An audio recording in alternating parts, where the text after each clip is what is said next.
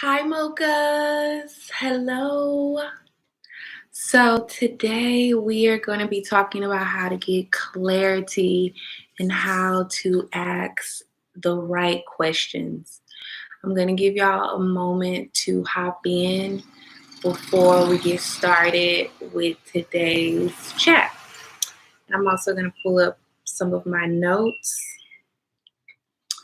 and I might close this door as well because I'm on a very prime street, so a lot of times traffic flows by. But it's such a pretty day outside, so I kind of don't want to, but I'm kind of like, is it loud? So if it gets too loud, if y'all can hear like the cars and motorbikes driving by, just let me know and I'll adjust. But for now, when you enter, let me know, say hi. Let me know where you are, how you're feeling.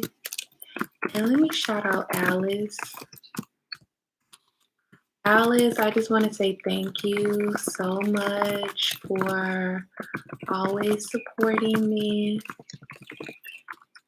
She always gives me so many super chats. I was actually doing a little research to figure out where my super chats went and getting clear about like how I wanted to move forward with them. And I realized that Alice always sends me so many super chats, and I just want to say thank you. I really appreciate it, Alice. Thank you, girl.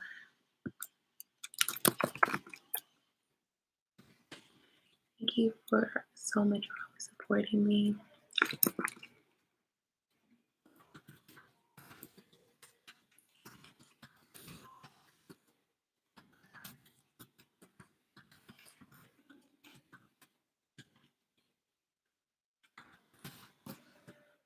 Okay.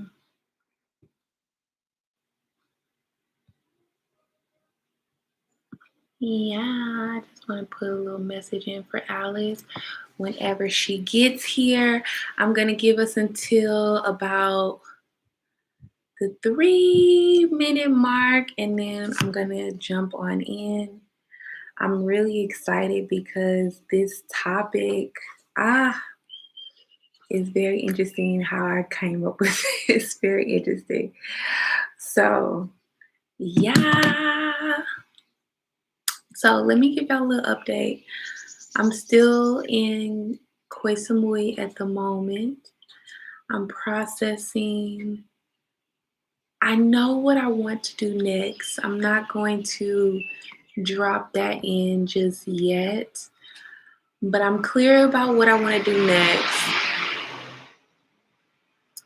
The route of how to get there still feels a little bit blurry, but I'm trusting that the clarity will show up.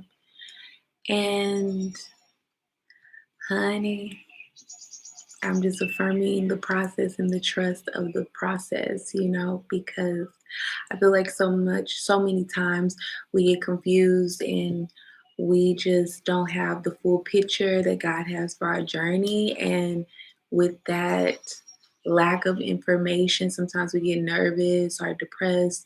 And I think in those times, it's even more important to trust that everything is going to work out for you and that everything is working out in your favor, no matter how it shows up on your journey. It's all going to be okay. So I feel like dropping that little bit in here as well. Okay, so let's jump on in. So I was watching this series. What was this series called? I watched the first one. Put a ring on it, honey. I watched Put a Ring on It. I don't know if y'all watch Mr. World Premiere or if y'all know Mr. World Premiere, but basically, Mr. World Premiere is a website where you can watch like all of the shows that the brown community loves. Like when Greenleaf was coming out, they premiered all of Greenleaf shows there. The Real Housewives of Atlanta. I don't really watch any of those series anymore, but they have those. Basically, the TV shows that the culture loves to watch that sometimes are not online or maybe streamed through like HBO or like paid um, networks, are like if you have cable to see them, and if you don't have any of those things, basically Mr. World Premiere drops all of these TV shows on his site. How he does it, I don't know, but for a very long time I was deep into Mr. World Premiere, and I had kind of forgot about it. And then recently, maybe like a month or so ago, I was like, ooh, I haven't been on Mr. World Premiere in a very long time. So let me go and just kind of see what shows are currently out. Because also, too, it's like, because I'm traveling, we definitely don't have cable a lot at the places that I go to. Like most of the time, if they do, first of all, a lot of times they don't even have TVs, but if they do have TVs, then they'll have like Netflix maybe, sometimes not, but often like the cable channels that we would normally have in America, we don't have. So keeping up with the shows, or not even that's my, it ain't my goal, but sometimes I kind of just see, oh, okay, that's what's out right now. I'll hop over there. So basically, I was like, oh, I ain't been on Mr. World Premiere in a while. Let me go over there and see what's popping. So I went over to Mr. World Premiere, and I've been watching a couple of series. There's this show that I cannot remember the name of right now. It's like 4 brown girls. Hi, Alice. Hey, boo. I'm glad you made it. Hey, honey. I wanted to tell you thank you. So I put that little message in there because I just realized how frequently you give me super chats. Last time, after the last video I did last week, I was in my like account things, and I was like, yo, I need to show my boo some love because you always support me and I really appreciate it. So thank you, boo. So yeah, so we're talking about how to get clarity and asking the right questions. And I'm giving y'all a little backstory right now about how I came up with this topic, because I was over on Mr. World Premiere. If y'all don't know, check that site out. I do want to give you a little heads up. If you go further back in the site, sometimes the videos won't play because sometimes they get taken down, or different restrictions and things will pop up. So it's kind of like that site that either you catch it when it's up and it's available, or you don't. But I was watching, I don't remember the name of this show, but it's really, really, it's good. It's a good show with some dope, career-oriented, creative brown girls. And I was watching Ready for Love, which is a very interesting little dating show that's been popping up lately. And right now they're in Houston. And then I guess I just got bored one day and I was like, you know what? Let me check out this Put a Ring. I have been seeing this series, but I had never checked it out. So season 2 is out. I watched the first episode and it was just very alarming. Okay, so there's a particular scene, and I took some notes here, so if y'all catch me looking down, that's why.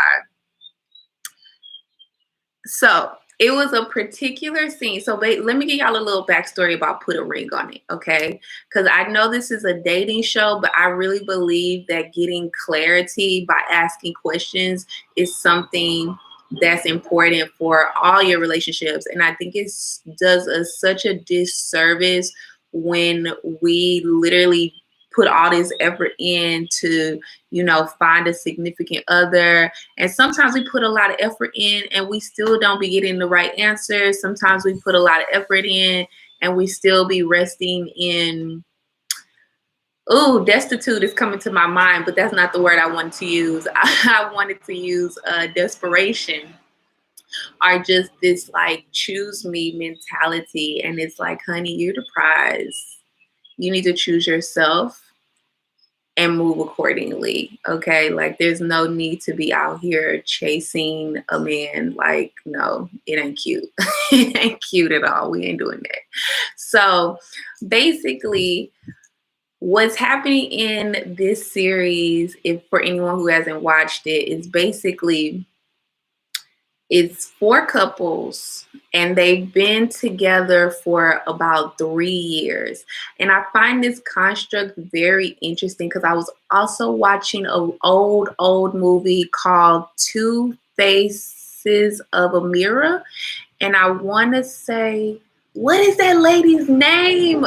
Oh, she is such an amazing actress.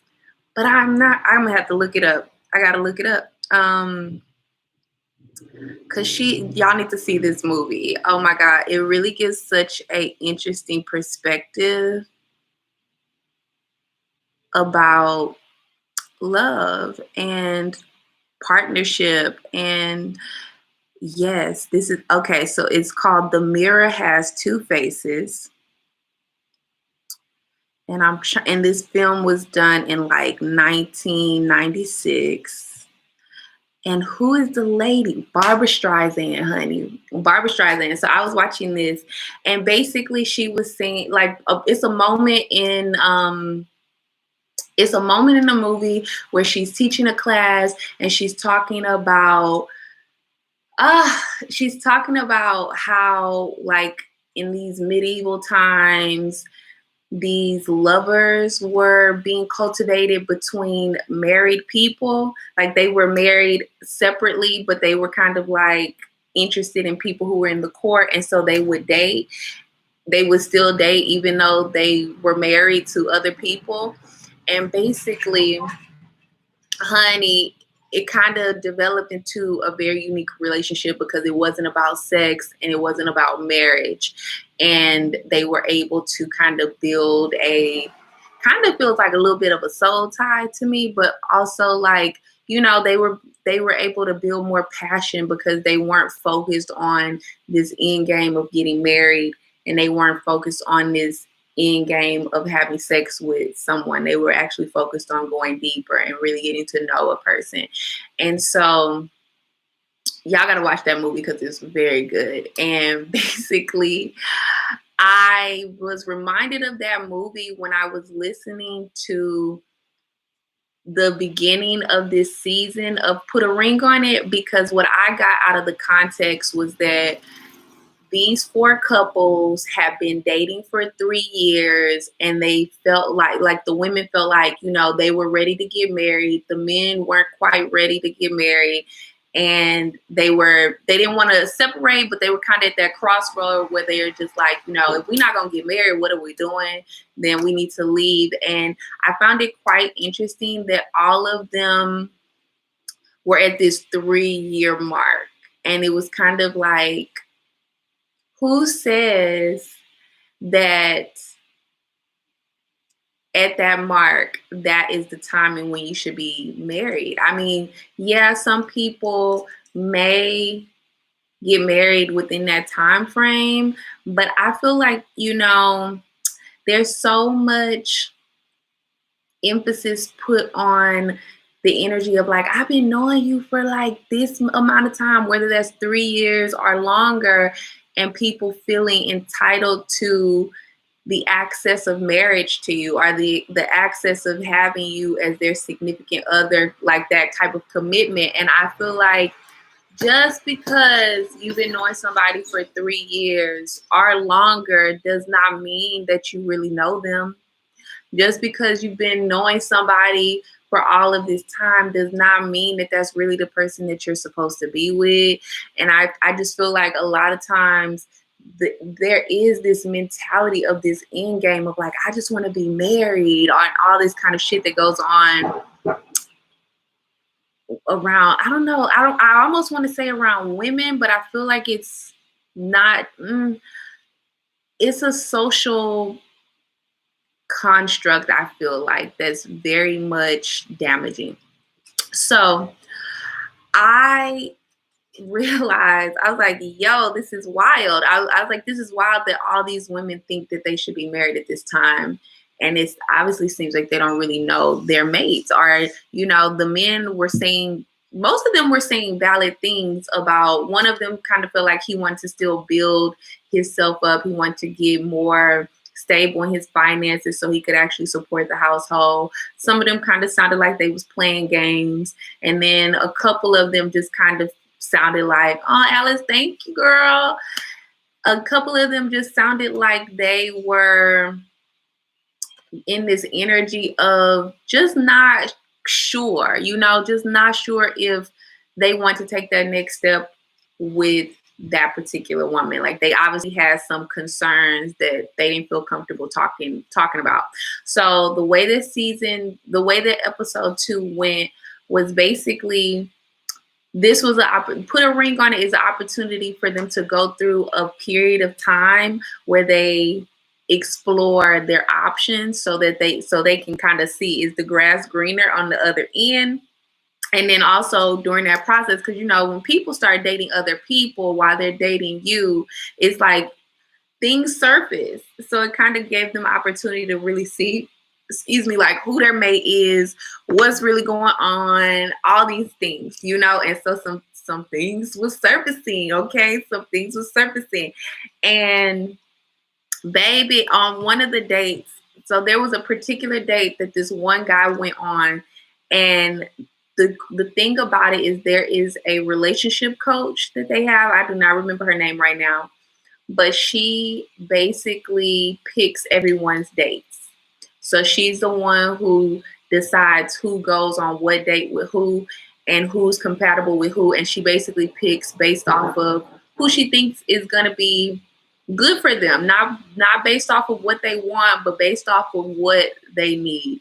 And at the end of that, yeah, I feel like I'm going to be watching it much more as well. So that was just season 2, episode 1. And I didn't even watch season 1.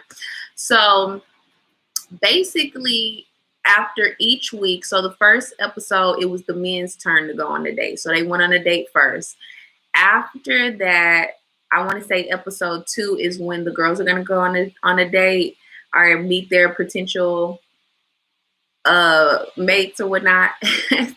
And basically, honey, it got interesting. And at the end of the date, at the end of the week, they all come back to the couples hub where they meet with the coach, they meet with their partners, they speak about whatever they want to, the coach will ask them different things. They share their opinions, share their insight, and then they have to decide if they want to go on another date with that particular woman that the coach chose for them, or if they want to go on a date with somebody new. So it's like each week they're going on a date with someone other than their committed partner so that they can see what else is out there. Is it something else, or is it that I truly want this partner? And the goal is to ultimately get to the end of this show and have clarity about, is this the person I want to marry, or is it best for us to separate and move our separate ways and do something different, possibly with one of the other partners that the coach has hooked them up with along the journey. Now, baby, there was this chocolatey man who went on this date with this other chocolate girl. So it's like this chocolate couple. They pretty cute, but they seem like they got some trust issues. They seem like they've been on and off for a while, and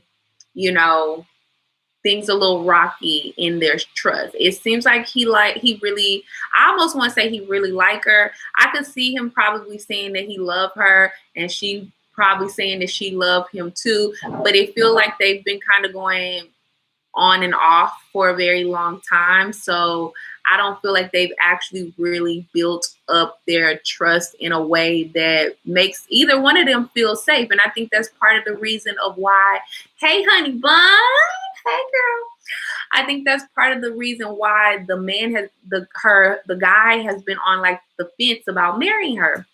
And I just kind of want to take it back a moment because, with my ex-love, it was a moment. I think it just, we have to really be careful about saying, we want to have marriage within this particular timeline and really go deeper in terms of like understanding what are we looking for, what kind of things really equate to a solid partner and someone who is best for us before. Because I just feel like, when you say, I'm not going to have sex with somebody for 3 months.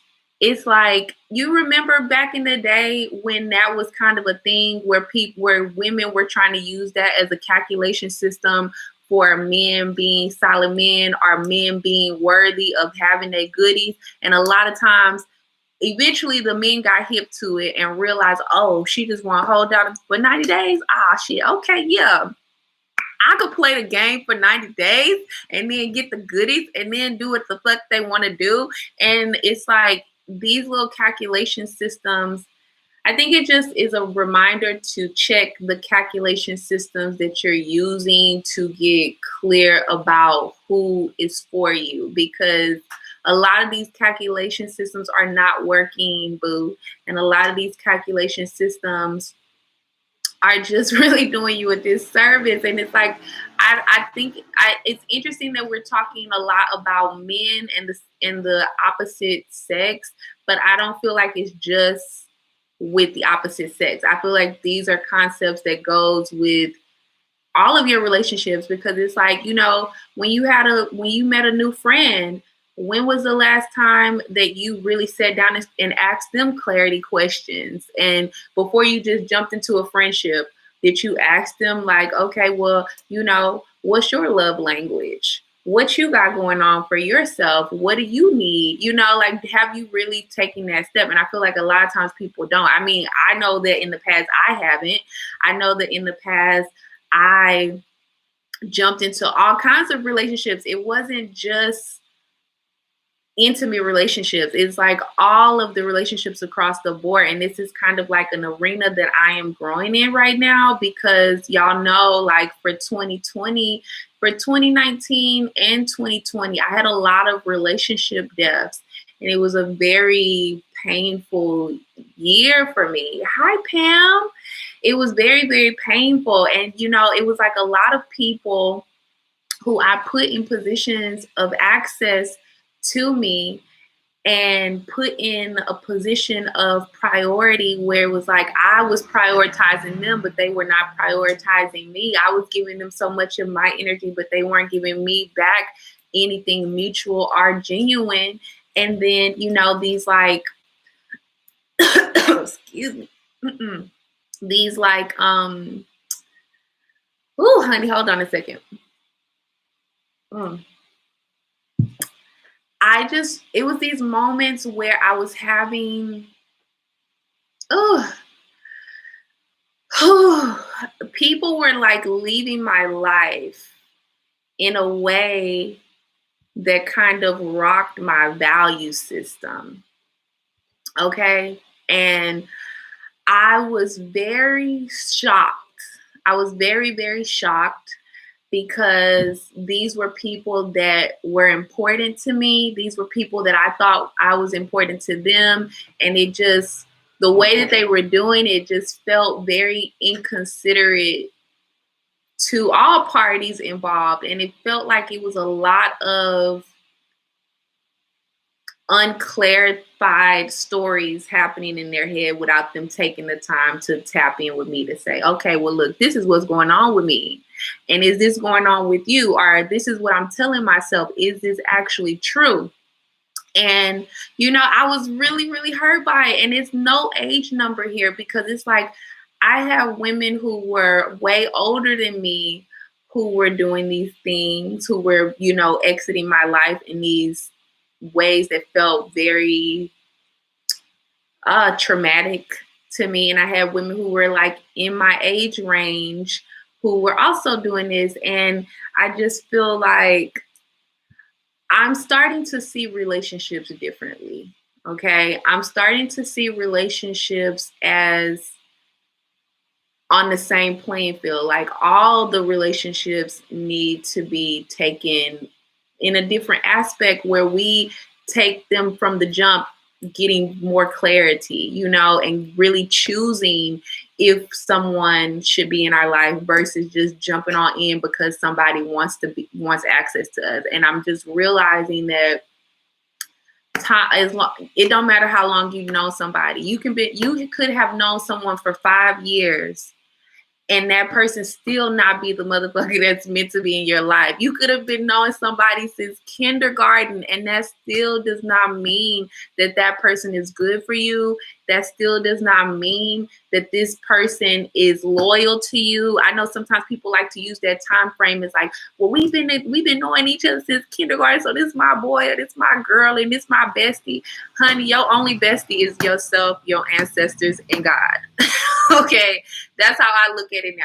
I feel like at some point I will do a talk with y'all of breaking down my new concept of the different areas of relationships that I now identify with. But yeah, I no longer have space for best friends. I don't believe in that anymore. I just, no one's gonna be a best friend like I'm gonna be to myself. No one's gonna be a best friend to me like God is gonna be to me. Nobody's gonna be a best friend like my ancestors are going to be to me. And I say all of this because it reminds me of my ex-love.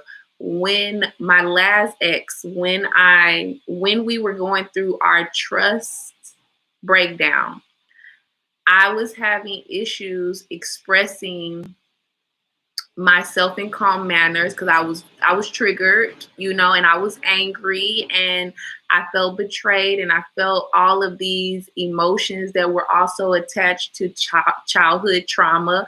So it was like I was having tantrums almost, like maybe not your traditional stump your feet tantrums, but like I was really angry and it was showing. And since I've been reflecting on like all of my relationships and a lot in that particular one, it's like, okay, I could have done this better. This could have been a different way for me to express myself. And this is just showing me that was an area for me to work on. And I remember at one point when I went to see him because, I wasn't sure. I obviously was still feeling like love for him at that time. Now I'm totally over it. I feel like, honey, it's nothing he could say to get me back. But ultimately, at that time, I was on the fence. And I remember going to see him and I remember him saying, well, I want you to commit to me, and I was like, what? Honey, you have broken the trust and you are still struggling with figuring out how to regain my trust. And you think just because you're seeing me that this means that we need to make another commitment? You didn't honor the first commitment. So what the fuck are you talking about? And it's like, how often does that happen where people say, oh, come on, let's go get in this commitment because we've been knowing each other for 3 years. That's that bullshit. That's that bullshit. And basically, he basically wanted me to commit to getting married. He wanted me to stop traveling. He wanted me to stay in one place. He wanted me to have kids. And it's like, honey, you asking a lot for someone who has already broken the commitment. You're asking a lot for someone who's already broken the trust. You need to first rebuild the trust before you can move into any other commitment with me. And I remember part of his argument was like, but we've been knowing each other for so long. And it's like, that's not good enough for me. I don't care how long I've been knowing you. And I think this is kind of a part of my personal perspective because of how I've grown up. I have unfortunately and fortunately, because like obviously it didn't feel good to have those type of betrayals from people who I thought I could trust, for people who I thought I knew for so long, for people who I thought were loyal to me when they were not, and a lot of times I think it's just,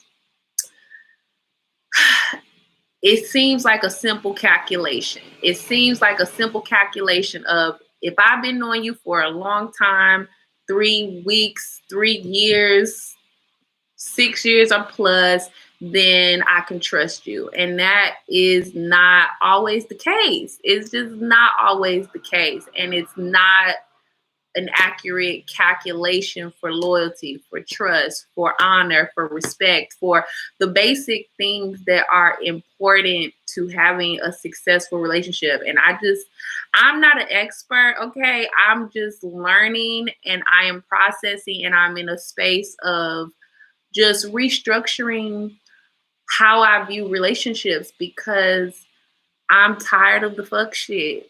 And I'm just like, okay, obviously I'm choosing these people. So there is something within me that's resonating with them that I need to heal, whether that is old childhood trauma or whether that is a limiting belief, so that I can look at these things differently. And so I think this is just why I feel called to share this, because it's like my perspective is shifting, and I think I'm not the only one who needs this perspective shift. So I personally have learned through my relationship experiences that time does not equate to loyalty. Time does not equate to trust. Time does not equate to a successful relationship if that energy and effort isn't being put in to really get clear about, are y'all on the same page or not? Do y'all have the same desires or not? And again, it kind of goes back to this energy of like jumping into shit without doing your due diligence and without doing your discernment. Because I'm like, I remember when I was younger, and I remember how much I wanted to be wanted, like I remember, coming from a background where, I'm not gonna cry on this live today, but I remember just how alone I felt when I was in my desperado stage, okay? When I was in my desperado stage, and when I thought I was lonely, when I didn't, like I obviously have always, most of my life I've believed in God. I did have a little period where I was questioning God's position, but for the most part, I've always believed in a higher calling. But it was a period where I was not resting in that energy as being a confidant or being, there's this energy of like, you're never alone because God is always with you. Your angels are always with you. Your ancestors are always with you. And even if you don't have people physically with you, you still got your spirit team with you. And it was a period of time where I did not know that, and I didn't consciously believe that. So it was a chunk of time where I really felt alone, and I didn't really know how to be with myself, and I think that's a big thing. I think there's so many people who don't know how to be with themselves and who are uncomfortable being with themselves. So they ultimately just jump into these different relationships. I'm seeing butterflies fly by the window. And they just jump into all of these different relationships. And it's not just intimate relationships. Like, it's also friendships. It's kind of like, I just remember for me what it was, whoever would have me. Whoever would choose me. Oh, you want to be friends with me? Oh shit, I must be dope. Yes, come on then, let's be friends. And because I was in this desperado energy, and because I was so hungry to be accepted, to be wanted, to be chosen, to be loved, and all the other things that go along with those things, it's like I was more excited to have somebody interested in being with me than actually asking them, well, why do you want to be here? What is it that you see in me that you feel is beneficial to you? And what do you know about yourself that's beneficial to me? Like, how can this work in a mutual, genuine way? And it's not, again, this is not just when it comes to your intimate partner. It's like, honey, everybody that you have around you, everybody that you give your energy, everybody that you give access to your energy. It kind of takes it back to that corporate analogy that we were talking about, I think either last week or a couple of weeks ago, where it's like, if you look at your life like a corporation, because baby, you are a business, you are a brand, you are a universe, you are a network. Okay, you are a network. Every single person that knows somebody else, knows somebody else. And all of it plays a huge role in how you walk through life. So if your network is connected to people who don't support you, who you can't trust, who lie to you, who you have all these issues with, it ultimately brings issues back into your own structure, because it's like you'll be sad, you'll be working through the emotions of going through these different things, and trust me, girl, I have experienced it, and it's not fun. So it's like, you got to start taking it more serious and using your discernment and really asking the right questions, and really asking questions that get you clarity on who these people really are. Because ultimately, baby, people be putting on major masks. People be putting on major masks. People be performing.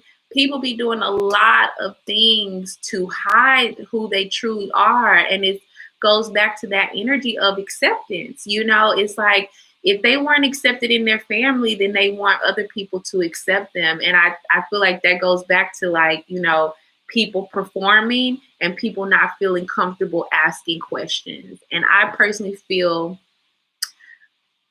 I know now that whenever I feel uncomfortable, to ask clarifying questions, or whenever I feel hesitation about asking somebody clarifying questions, whether they like the question or not, whether it's a question that leads to awkwardness or not, it's like, I don't care about that anymore.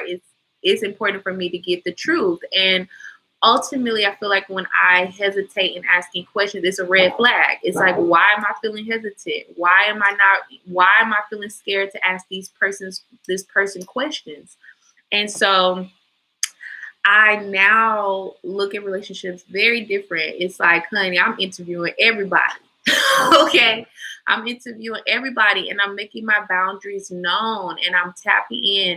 I just want to take a moment and let y'all know I see y'all comments coming through.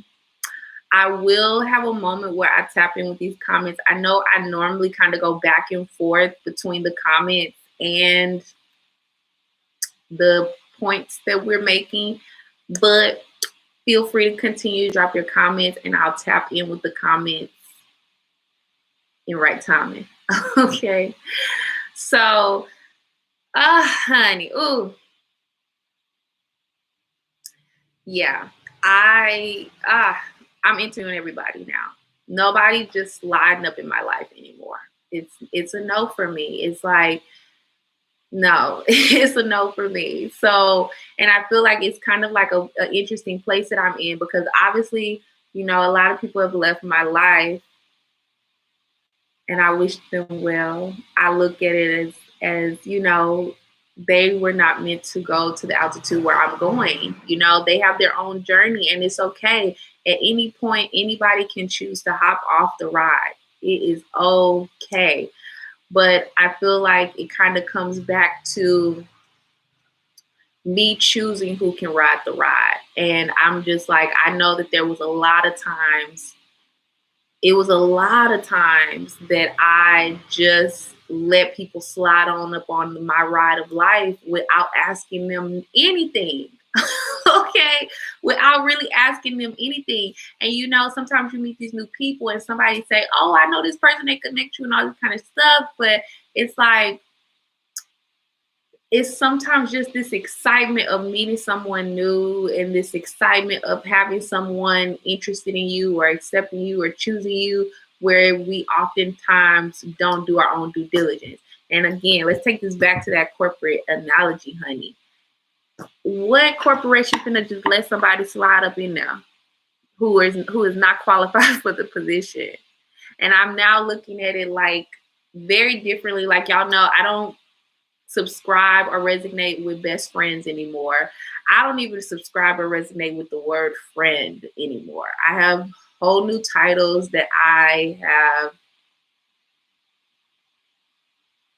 almost want to say designed, because for lack of a better word, but I have new structures that I am getting clear about that are important for me and important for the positions that I actually have available in my life, and that I need in my life, because at the end of the day, it's like part of the network is so that you can have support, and ultimately so that you can have your team so y'all can all catch y'all abundance together. And when there's holes in the network because you have people in your network who are not reliable, who are not trustworthy, who are not loyal, who are not deserving of the positions that you have given them, it just creates static in your life. It creates problems, it creates issues, it creates emotional trauma. And right now, it's an interesting space that I'm in because I have been in hermit mode for like most of this pandemic. There's some new people that came in and also exited my life during this pandemic, like probably about a handful, maybe even less than a handful that popped in that God brought into my circle for a reason that I'm grateful for. I'm grateful for the energy exchange, but I ultimately did not tap in with them enough to want to keep them. But like I say all this to say that I basically spent a lot of time alone this pandemic season. Okay. And it takes me back to I'm just remembering when I aged out of foster care, because that was around the time that I was alone for a big chunk of time the first time, or when I felt, like I felt alone at different points in foster care and when I was still living with my biological family. But ultimately, that was a very different time, that period of time when I was first stepping out into adulthood, which I no longer resonate with adulthood either. Honey, we are big ass kids. Okay. But it's like, I just remember that time I was living in Greens Point in Houston. It's also known as Guns Point, but I was safe. I never had any major issues there. But I remember, honey, all I had was a bed in that apartment. I just remember just having a bed in that apartment. I just remember going a long period of time where I couldn't afford to buy furniture and, just having a space to call home that didn't even really feel like home, but just having a space was like enough at that moment. And I keep thinking back when I reflect about this and the last time I felt alone, I keep going back to this period when I was living in Greens Point and honey, I was so fucking bored. This was like pre-internet days, and I just remember not knowing what the fuck to do to get over the boredom or to get out of the depression or to get out of the sadness, and just how dissatisfied I was with being with myself. And I think that this is a very, I almost want to say harmful thing, because it's like when you're in that type of energy, it's like oftentimes you're desperate for love and desperate for acceptance. And a lot of times those are moments when you allow people to slide on in just because you're bored. And it's like, oh, I don't really even fucking like them, but I'm bored and I want to be entertained. And that's when you allow other energies to slide on in and disrupt your life. And I just think it's very interesting because now that I'm here and I've been in Samui like now almost 2 years with this pandemic, and I've spent so much time alone. It's like, honey, I've been in such a night and day energy. Like, it's been very nourishing, and I've been very much so in harmony with this alone time. And it was like initially I was not. And so yeah. Let's hop to the comments for a moment, and then I will move back into the questioning. of how to ask the right questions based off of this series are some things that surfaced in my mind as I was watching this series. Okay. True Discipline says sometimes ladies look down on men who truly love them. I think some ladies, after doing background checks on men who approach them, try looking down on them.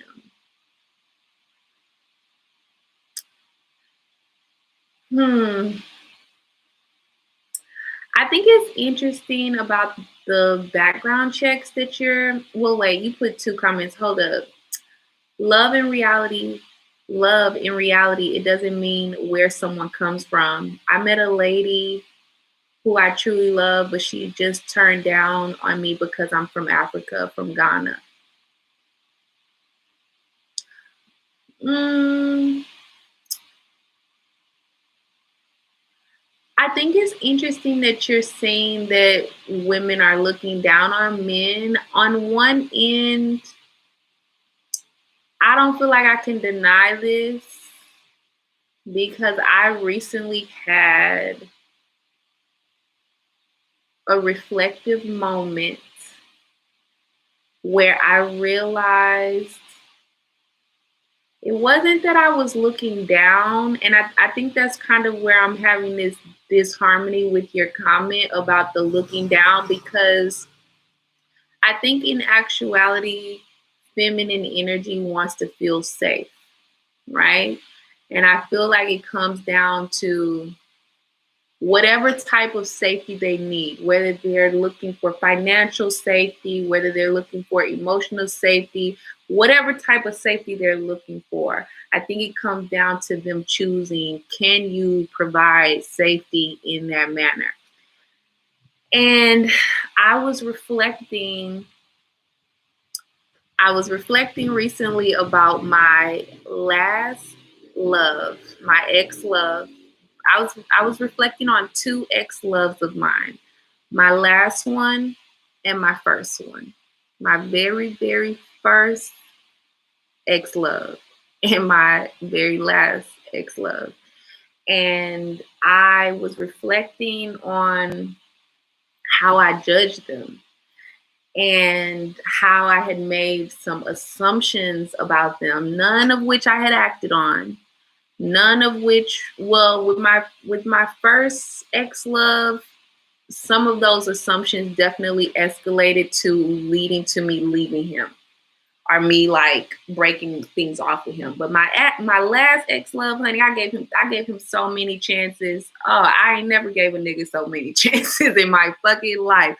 I gave this man almost 2 years to get his shit together, and he didn't know how to do it. So I think it comes down to, again, whether you're a man or a woman, it's like you need to get right with yourself, because at the end of the day, if someone does not want to be with you based off of your background or based off of whatever they have deemed unworthy, that does not dictate your value. That does not dictate your worthiness. And it's like, if they don't want to be here, they don't have to be.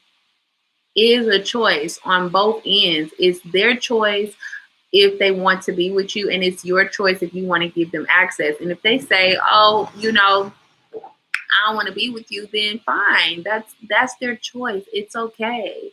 I think it's just a energy of going deep within yourself and tapping into how can you make yourself better. And I think it's a lot of men who are trying to be, I mean, look, this is an energy that happens on both ends. Men want to be accepted, women want to be accepted.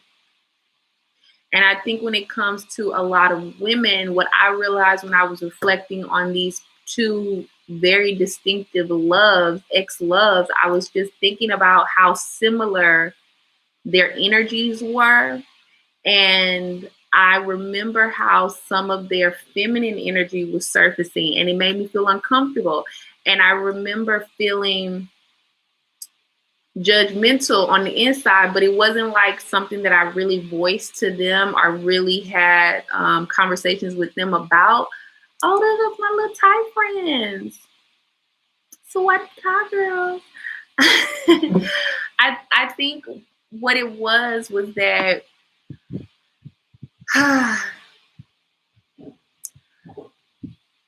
I am a woman who did not grow up in a household with men.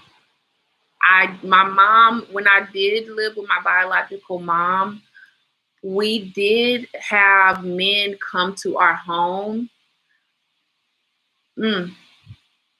But these were not what I would call healthy structures because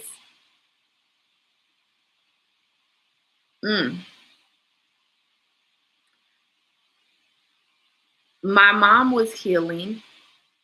Well, I can't even say she was healing. My mom was hurting. My mom was trying to be chose. My mom was trying to be accepted. My mom was feeling her own levels of rejection. So, I grew up in a household where my mom during the time that I lived with her before I went to foster care, my mom had different men who would come. And it wasn't like, it was like, the men who would come, I don't want to make it seem like she had like a lot of men rolling through her house. It wasn't like that. It was just like, if she was dating somebody at the time that she was dating them, they would come over and they would visit. And I always saw her dating like one person at a time. But it was a very interesting journey for me because it always felt like the man was kind of separate from us. And it was almost like, my mom put more emphasis on taking care of him than taking care of us and taking care of his family and taking care of his children because she wanted to be chosen. She wanted him to feel like she was worthy. And it's like a lot of single mothers do this where, they will get with a man and they will do all these things. They'll wake up on Saturday morning, make him breakfast and have the kids eating cereal, or sometimes they might make the kids breakfast too, but it's like this energy of taking better care of the man so that the man can choose them because how many single mothers feel like they are no longer worthy because they got children. And so it's like they're in this constant place of trying to prove their worthiness. And it's like, it's not just single mothers, it's also single women out in this bitch thinking that they have to prove their worthiness and not realizing that they're the prize. And so basically I realized recently, like I had this deep, deep moment of reflection about my first love and my last love and how they got into the X position and some similarities that I was seeing in their energy. And it also kind of tied into my own father because my father did not show me healthy masculine energy. The men that my mom was dating did not show me healthy masculine energy, and not even just not like they did anything specifically cruel to me, but when it came down to how to really be treated as a feminine woman by a masculine man, it was not present. And even, when I was thinking back about my dad, and I'm like, there was many times when I called my dad and asked him to come and save me from the abuse that I was feeling from my mother. And he would tell me what he wanted me to hear and fluff me up with all this bullshit and say, yeah, I'm gonna come get you this weekend and I'm gonna come get you. And ultimately he never saved me. He never came to save me. And he never was reliable. He never was reliable. I was not a priority in his life. So that is what it taught me. And I feel like I recently connected the dots between my father and my ex love, my last ex, because it was a very similar situation. He was telling me things that he thought I wanted to hear instead of being honest with me, instead of telling me, I know you want this, but this is how I feel about it. It's like he would just kind of tell me what he'd say yes, knowing damn well he didn't want to do that. It was kind of like this energy of saying, yeah, I'm gonna do it, but then not doing it. or saying like it. Yeah, it was multiple. It's that energy, saying he was going to do something and then not doing it and not following through, which basically made me very upset because it's like it reminded me of my father. My father wasn't reliable. The men that my mom dated were not reliable. I did not see a reliable man growing up. I did not see the structure of knowing what that looked like. And I realized as I was breaking down this reflective moment, it made me question what I thought masculine energy was, because growing up with a woman who was obviously broken, growing up with a woman who obviously was hurting, growing up with a woman who obviously was neglecting her own healing process and obviously did not feel worthy in her own right and did not feel accepted and felt rejected and all the things that my mother was feeling. It's like, I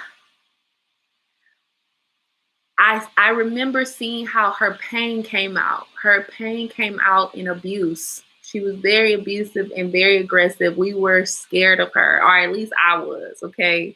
I was scared of her. I was scared to be honest with her. I was scared to speak up around her. I was scared to show myself, my true self around her. And I think when we as women grow up in these type of toxic environments, it makes it very difficult for our relationships, and not just with men. Like, I just feel like all relationships, because one, it's like, first of all, the breakdown of the relationship with other women, of being able to trust other women, being able to feel safe around other women, but also kind of comparing masculine energy to this really aggressive, toxic, feminine energy, So it's almost like something just clicked for me. Like, literally, I had this reflective moment, maybe like, this was probably like a couple of weeks ago. It's like something clicked for me where I was like, yo, as much as I love these guys, like my first love was somebody I met when I was like in middle school. My last love was somebody I met when I was in Malaysia. And as much as I love them, or was in like with them, because I mean, until you really know somebody, and if you don't know how to ask the right questions to really know somebody, you don't really know them, so you don't really love them. You think you love them, but you don't really love them yet because you don't know them. But as much as I love them, I didn't feel safe with them. And I feel like part of me judging their masculine energy at the time, I did not realize that feminine and masculine energy was in everyone. Hunt, she said, I gotta go. It was so nice seeing you again. Stay blessed. Thanks, boo. Come back later. I'm gonna answer your questions next, okay? Be blessed as well. See you later, boo. So, as much as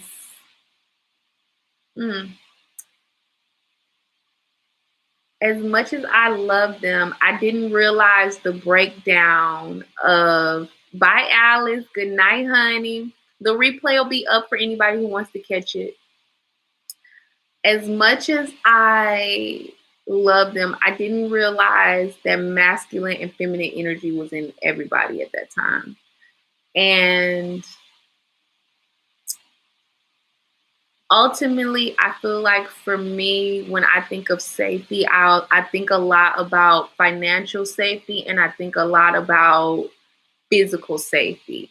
And I think it's because I was physically abused as a child. I was emotionally, and it's not even just, I think about safety in a bunch of different ways, but physical safety is really important to me. If I had to choose, physical safety is like very much so at the top of my list.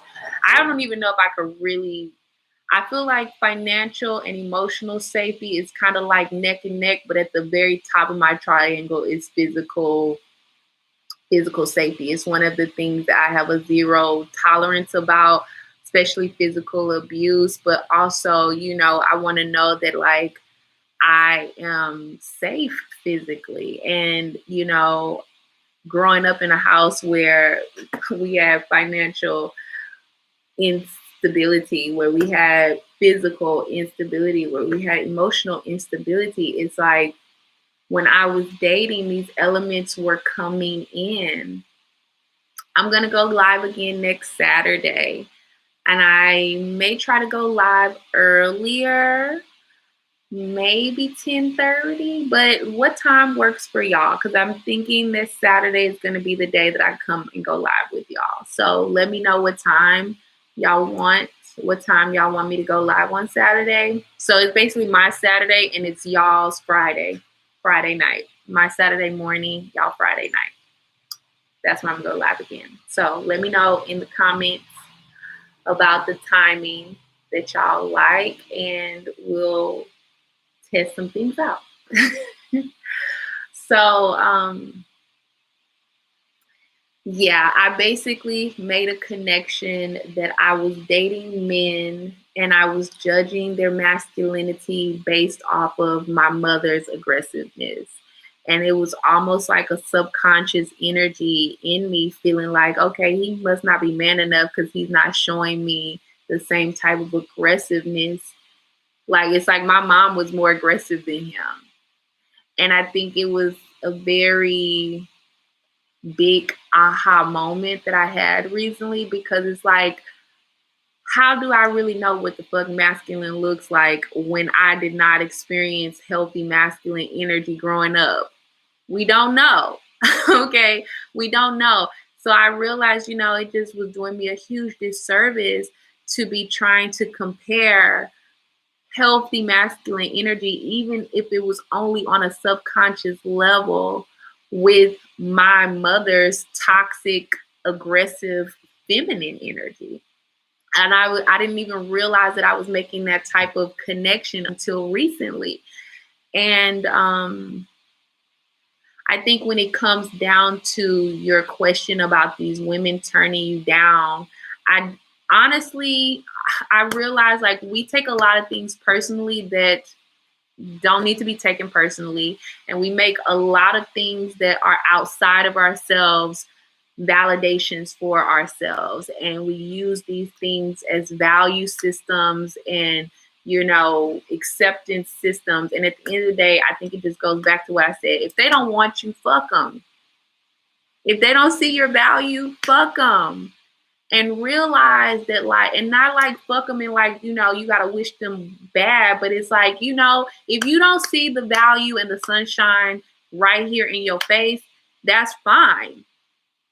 I recently had, baby, one of the people who left my life in 2020 told me that she no longer saw value in our relationship, which made me feel like she was saying she no longer saw value in me. And it really hurt my feelings at first. And I was really angry about it. And I worked through that pain and I realized like, no, this is not about me. This is about her. So I think it kind of takes it back to, this is not about you, honey. If they don't want to be with you, it's on them. And ultimately, how they feel about you does not equate to what your true value is. If they cannot see your value, that's fine. It don't take all day to see sunshine. But the thing is, everybody don't have the right perspective to realize that they standing in the midst of greatness, or in the midst of a God, or in the midst of a goddess. And that's okay. If you can't see that you got sunshine in front of you, and if you cannot see that you got sunshine and treat it accordingly in a healthy, high vibrational way, you don't deserve it anyways. You don't deserve to feel the warmth of this sunshine. If you can't see it, if you can't value it, if you cannot treat it accordingly, it's their loss. So let their ass go. Work on your self-confidence. Work on yourself. Maybe it's some time. Maybe this is like a message for you to spend some time by yourself, because ultimately, again, it goes back to like people trying to be so accepted that people rarely spend alone time. And I feel like part of the reason why this pandemic has been so hard for so many people is because this is probably the first time they spent time alone in their entire fucking life. And they just were not fucking used to it. They found it very difficult because a lot of times when you're alone, that's when you face your shadow, whether you want to or not. When you're alone, that's when you face your demons. That's when you face your own issues. That's when you have time to think and be with your thoughts. That's when you have time to reflect on what the fuck you've been doing, what the fuck you've been allowing, and what the fuck you've been going through. And a lot of people don't want to face it. It's not an easy process. It is very emotional and it's very painful. And so I would suggest that you take a step back from relationships. I mean, like, when's the last time that you took a step back and just really focused on the relationship that you have with yourself? When's the last time you did that? When's the last time you say, you know what, I'm taking myself off the market and I'm just going to focus on healing my own childhood trauma, healing my own areas that need healing, and giving myself the additional growth and, doing what you need to do for yourself? When is the last time you took your focus off a man or off a woman or off an outside energy and brought that focus back inside of yourself and really just did what you needed to do for yourself, whatever that looked like, instead of trying to perform for others? When is the last time you went back inside? And I tell you right now, that's not something that many people do. That's a very rare energy. Okay. It's like, honey, I took a break from after my last ex-love. We always hear this bullshit about, to get over one man, you got to get under another one. And that's some fucking bullshit. That's the worst fucking advice ever. Or people say, the best way to get over a man is to get on a yacht with somebody else. And I'm sure men probably hear it too. But it's like, that's the worst fucking advice. Whenever you break up with somebody, whether it's a friendship or an intimate partner, you need to take some alone time. Okay? You need some alone time. Because one, anytime you have a relationship death is the same. It sends your body the same signals as if someone has physically died. Your body cannot tell the difference of somebody leaving your life and somebody physically dying. You got to grieve the loss of that relationship. You got to grieve what has taken place. And obviously something in you has died too, because it's like something that you had going on with yourself was resonating with them. Whether they left of their own accord or they left because you told them they had to go. Whatever the deal is, something has died in both of y'all that was connecting y'all. And it's like, that needs to be grieved. That needs to be addressed. That needs to be reflected on. You need to tap in with yourself and really reflect on, okay, how the hell did y'all meet? What was the thing that really, drew y'all together initially? When did the red flag first show up? How did you address it? How was the communication received? What was their response? You need to take a moment to really freaking reflect before you hop into another relationship. And whether that's intimate or friendship wise. So I personally feel like however long you was in that relationship, you need to take at least that period of time to reflect before you refill their position. Because I feel like let's be real, a lot of times people get out of intimate relationships and they rush to go and fill that with somebody else. A lot of people get out of best friend relationships and they rush to go find another best friend. And ultimately, it kind of just stems back to maybe you're lonely. Maybe you're not accepting yourself. Maybe you don't feel worthy because maybe other people didn't accept you, and maybe you didn't know how to accept yourself. And maybe this is a time for you to explore, what does it look like to really accept yourself? What does it look like to really, tap in with yourself? And I feel like a lot of times we are trying to put people in these positions, and sometimes we just need to observe. And I just kind of want to go back to this energy about not understanding the masculine in a way that I thought, And I even realized, I was like, okay, So I may need to, put myself in environments where I can explore what healthy masculine energy looks like without the expectation of dating or without the expectation of being friends, just being around the energy. And that to me looks like it's the summertime. Okay. Yes, it's summertime. Yes, for the summertime. I'm still in the islands right now. And I'm in this island called Koh Samui, which is kind of like a more secluded energy. Like I've been in more hermit energy here. But there's another island, Koh Yang, that I was living in for a while. And I know now that they have a big brown community there that's wasn't huge, but it's definitely building. And they have a really great mix of women and men. And I have been having these spur moments of like game ideas and different events. Like, when's the last time you played kickball? And I'm like, I haven't played kickball in so long. I would fucking love to play kickball. This is like one of my favorite games as a child. And they just kind of reminded me, I think this pandemic reset was so needed because I feel like people forgot how to have fun without going somewhere. People forgot how to create their own fun. So I'm now interested in creating my own fun again and bringing these type of activities to the brown community that is living in Koh Yang.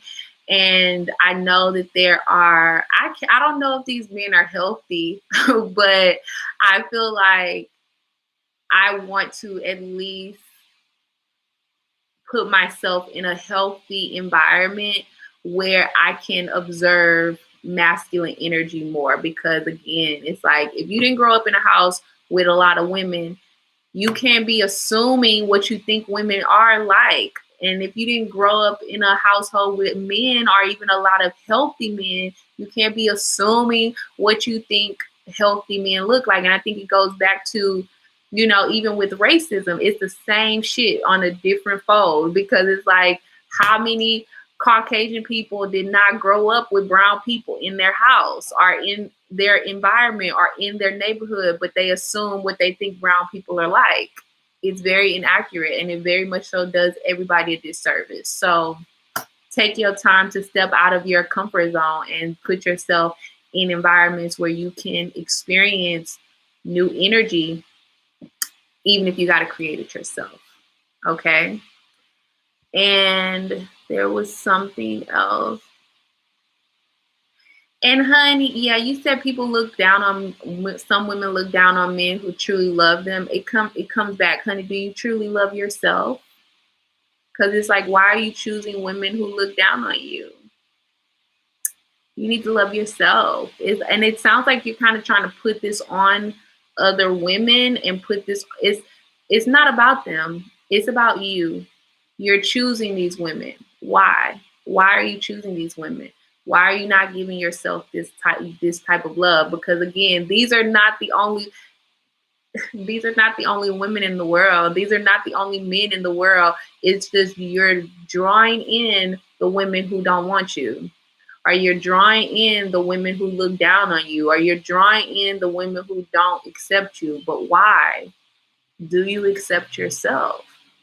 Are you looking at these women as if they accept you, then you'll be able to accept you? And that's the problem. That's part of the problem. It's like a lot of times we don't accept ourselves. So we're like trying to look for these people to accept us, to give us validation so that we can accept ourselves. And it's like, baby, no. First and foremost, you got to accept yourself, because when you accept yourself, it is not going to be a fucking issue about another motherfucker not accepting you. Like, literally. Somebody want to play games? Oh, bitch, you don't know the sunshine is here. That's fine.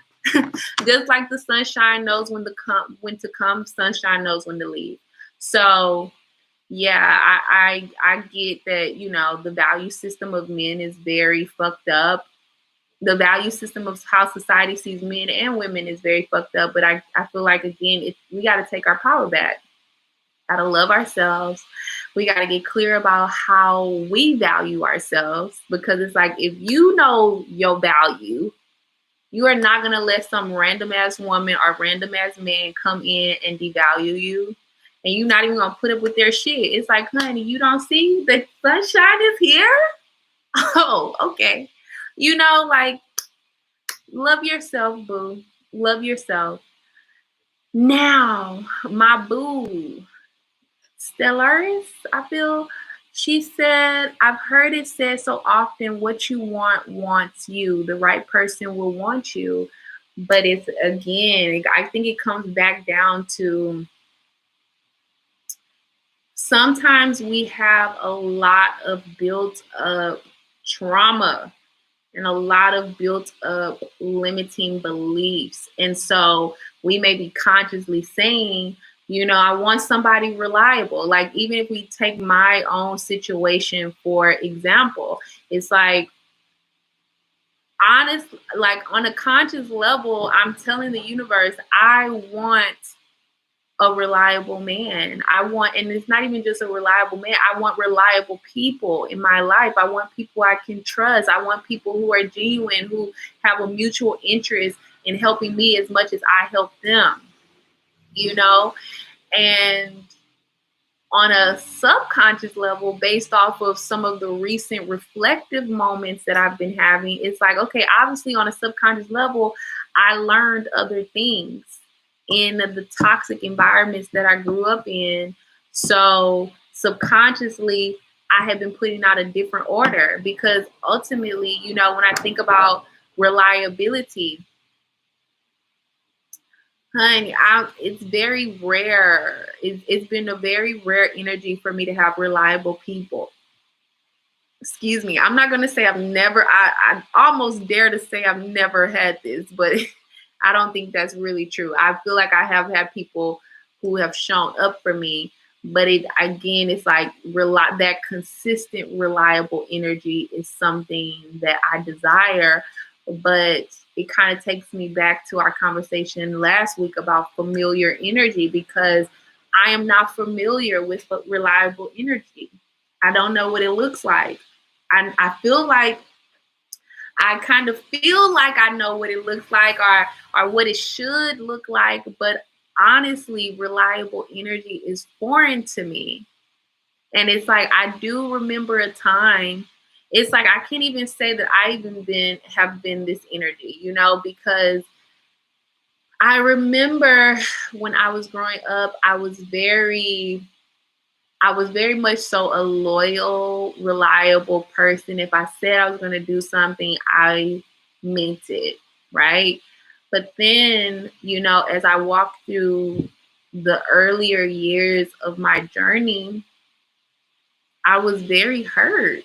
I was very, very hurt by people not being reliable for me, or by people breaking my trust, or by people,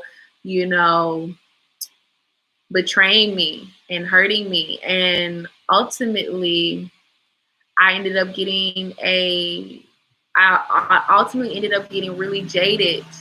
And I ultimately ended up, closing myself down and saying, well, fuck it. I'm not going to give my energy to anybody. Like, how many times have you seen an example where you got a friend, Christmas come, you buy them a gift, their birthday come, you buy them a gift, and then when your birthday comes around, they don't get you shit. And eventually you say, fuck it, I'm not going to get them anything. And I realized that concept was coming back to me in other areas of my life, where it was like I was not feeling like I was getting the energy that I was giving. So I decided to stop giving it.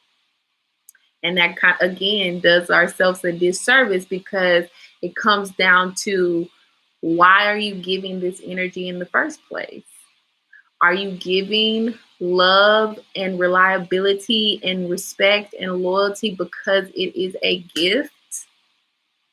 Or are you giving it because you're expecting to receive it? Which is a very different energy, because we already know where expectations lead. And there's there's a big discussion that's been going on about expectations being standards. And I don't believe that they're two in the same. I think they frequently get taken out of context and tried to be grouped together. But ultimately, I feel like your standards are more healthy. You know, you may have some expectations, but that don't mean that people are going to reach them. But your standards are like, okay, look, you want access to me on a consistent basis, on an intimate basis, whether you are a boyfriend, girlfriend, or a bestie, close friend, or whatever. These are the standards that you need to be able to meet in order to have this type of access to me. Do you have those type of standards? This is where, again, that clarity comes in. What are those standards? What type of questions will get you to really getting clear about if those people have those standards? And don't forget about observation too, realizing not only do you need to ask the questions and get the answers that they want to give, whether it's the truth or not, you need to observe them in other areas so that you can see, okay, you say that you're this type of person, but are you really when I see you in these different type of environments? Versus expectations is like you showing up somewhere and you doing something and then you're expecting for somebody to do it for you just because you did it for them. That's a very different energy. It's like if you decide to give somebody that access or give somebody that energy, it should be a gift. Gifts, I think we have taken gifts out of context too, because it's like a lot of times society has conditioned us to believe that if we give something, then we should receive. And I feel like receiving isn't something that should be an expectation. It's like you give because you feel called to do it, because you feel in your heart that this is something that you really want to do, not because you want somebody to do it for you. So I think it's a big call to tap back in with your giving spirit, but not doing it it's like, again, use your discernment. You know, there's people who are giving to people over and over and over, and it's like obviously these people don't value you, but you have them in a friend position when they may should be in a charity position, or they may should be in a cordial position. Like charity obviously gets treated differently than you treat your best friend. So why are you treating charity like a bestie? Okay, it's like it comes back to what are your relationship structures that you need and that you desire in your life, in your network, so that your network can thrive. So ultimately, you and your people can thrive.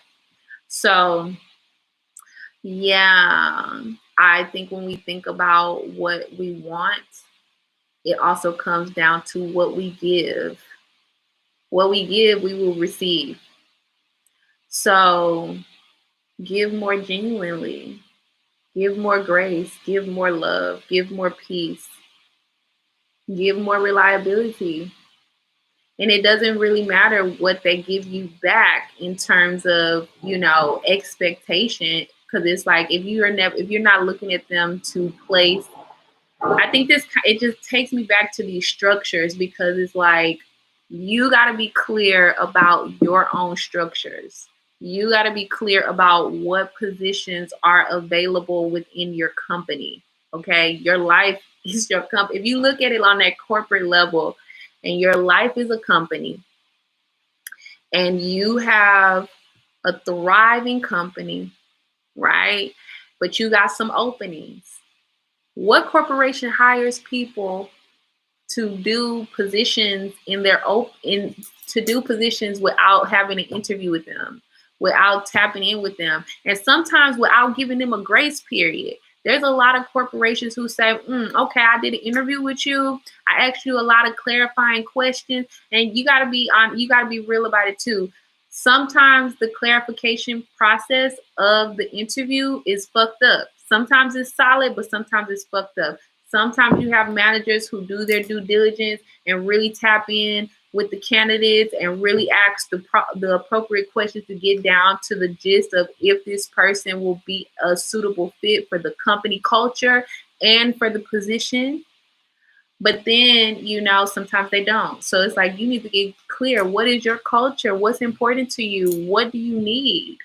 What does this position in your life really need? And then, ask the appropriate questions. But sometimes, it may look like you saying, okay, look, I asked you these questions. You seem like a good candidate, but also being honest with them. I'm not quite ready to settle in on giving you this position in my life. There's some other candidates that look really nice as well too. So why don't you come in for a trial period if you're interested in that? And like, I think sometimes again it comes back to sometimes that acceptance, because people be scared, like if they don't accept me then that means I'm not good and all this kind of shit, which is so invalid. You're good enough, you're worthy, you're valuable, whether they see it or not, and whether they accept the terms or not. It's like, these are the term, whatever your terms are to getting to build a solid structure for you is your fucking terms. And you lay your motherfucking terms out on the table honestly. And if they don't accept, they don't accept. That means that they weren't suitable. Or maybe they'll come back later and say, oh, you know what? I thought that was unreasonable, but really I realized it was, and I'm willing to do it now. If you still are open to it. Like, I think there just needs to be more conversation, more honest conversation, and more clarity, more understanding of how to ask the right questions and how to ask questions that really clarify the situation for you, and also not being scared to like test shit out. Whether this is like, for instance, if you're dating someone who is a girl, guy, XYZ, or the third, if you say, look, I like you, but I think instead of us just saying we're going to jump into a relationship, let's just date for 3 months, or let's date for a year, and then let's reflect on how that year went and decide if we want to continue or what. I think it's a very different energy than just jumping into a relationship and just seeing how it goes. Because it's like, how it's going to go is like, probably, it can go anyway. I'm not going to say this going to go in a trash way, but it can go anyway. But I feel like when you tell somebody you putting them on a trial period, they are more likely to be mindful with that energy. Like when you think about a corporation, when somebody is on a trial period in the corporation, they're way more mindful about showing up on time. They're way more mindful about respecting the job, respecting the environment, respecting the energy. They're way more mindful. Now, whether they can maintain it or not is a whole nother step. But ultimately, we gotta just stop letting people slide on in without doing our due diligence, without giving them proper interviews, without, really questioning their intent and questioning the why. Why do you even want to be here? Why do you want to be here? And so all of that. Okay. Now let's read another comment before we move back. Stellaris says, sometimes they put on masks. Sometimes it's me not seeing certain things because I was so excited about having them in my life. Yeah, it goes back to that energy. I mean, I remember when I was in my desperado age. Okay. When I was in my desperado age, yes, I would meet a guy. And it wasn't even just a guy. Like, I would meet friends. I would meet guys. I would meet people. And I would be so excited to have them because I was not used to having people. And so I would like just be trying to make them laugh. I'd be trying to be agreeable. I'd be trying to be all of these things to work with their energy and never questioning, do they work with mine? Do they work in harmony with my energy? I was trying so hard to work in harmony with their energy that I had never even considered if they worked in harmony with my energy. And a lot of times that caused rifts later down the line when my true self was feeling more comfortable, because it's like, okay, actually, you don't work with me. And I remember, like, for a lot of women who follow me, I'm sure you may have had this same moment where it's like you meet some random ass guy and you done met somebody new and you all excited about them and like, ooh, he this and he fine and he XYZ and the third, and you have not asked this man not one fucking question about how he sees life, what his intentions are, why he wants to be here, or anything of the nature. And you're just thinking off top like, ooh, this is my husband. Bitch, how you know this your husband? You ain't asked this man shit. You ain't asked this man nothing. You're just excited with the fact that you have a body next to you to entertain you. And again, it's like we all have to take off the mask. You got to take off your representative performing mask and get clear about asking the questions that are necessary to get you clear about who is this motherfucker standing next to you. Because again, people do put on masks. People do play games sometimes. But I think the sweet spot is finding people who, and I use the word finding very loosely for women, because I don't feel like it's our job to go out looking for anything. I don't really feel like even for men, I don't feel like it is our job to go out and look for anything. I feel like when we go out looking for things in desperate energy of acceptance and validation, we frequently find shit that is detrimental to us. So I think it comes into this energy of what is being drawn to you, who is being drawn to you, and then doing your due diligence. Because it's like, you're sending out an order to the universe with everything that you're doing, everything that you say, every time you treat somebody, every way that you treat others and you treat yourself, you're sending out an order to the universe, right? So you sending out an order, whatever you have said, whether that's like, I want somebody reliable. And then the universe brings you somebody. They may or may not be reliable. They may be like your daddy. They may be like your mom. And then it's your job to be like, okay, let me ask some questions. Is this even my order? is this even my order? And then go deeper and choose. Do you want this person? Do you want to give this person access or not? And I think this is a big step that people skip, because a lot of times I've noticed and observed that like people don't choose willingly to have to give somebody access. I feel like a lot of times people feel like they have to, and it's like, you don't have to do shit. It don't matter if somebody being nice to you. That don't mean that you got to give them access to you. It don't matter if somebody telling you how much they like you. That does not mean that you got to give them access to you. It don't matter if somebody like True Discipline said, about men really loving women that look down on them or choosing not to be with them. It's like, it don't matter if you come to me and you spill out your heart and say you love me so much. I still do not owe you shit. I still do not have to choose to give you access to me. I don't care about none of that. Like, it obviously is not going unnoticed, but that is not something that guarantees access to me. Any access to me is my choice. And I think it comes back to us taking back our power and realizing we have a choice here.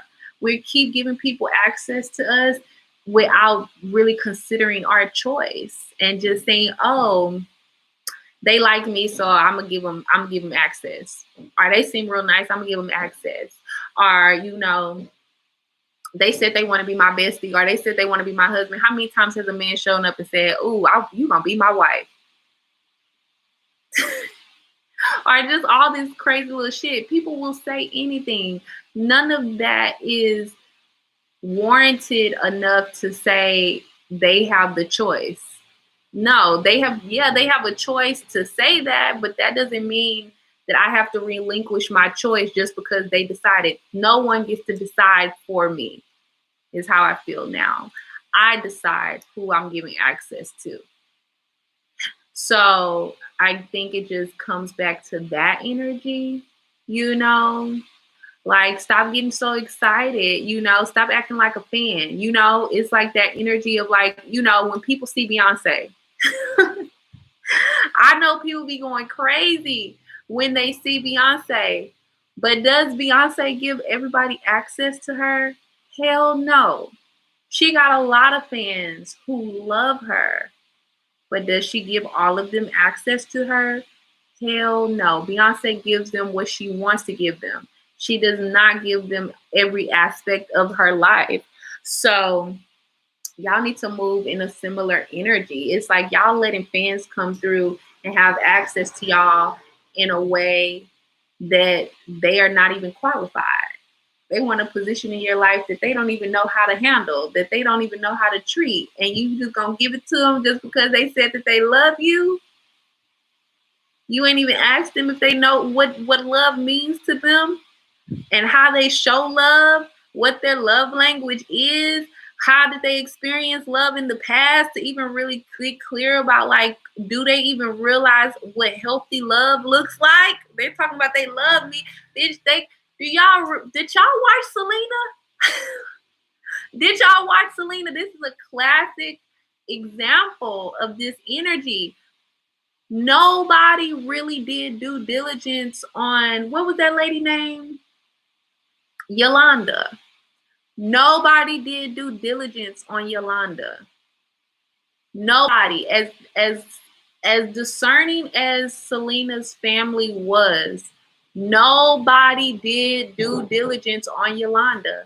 Yolanda just called up one day and said, I love her so much, and I'm this and I'm that. She talked herself up and said, all these good things, and nobody did a background check.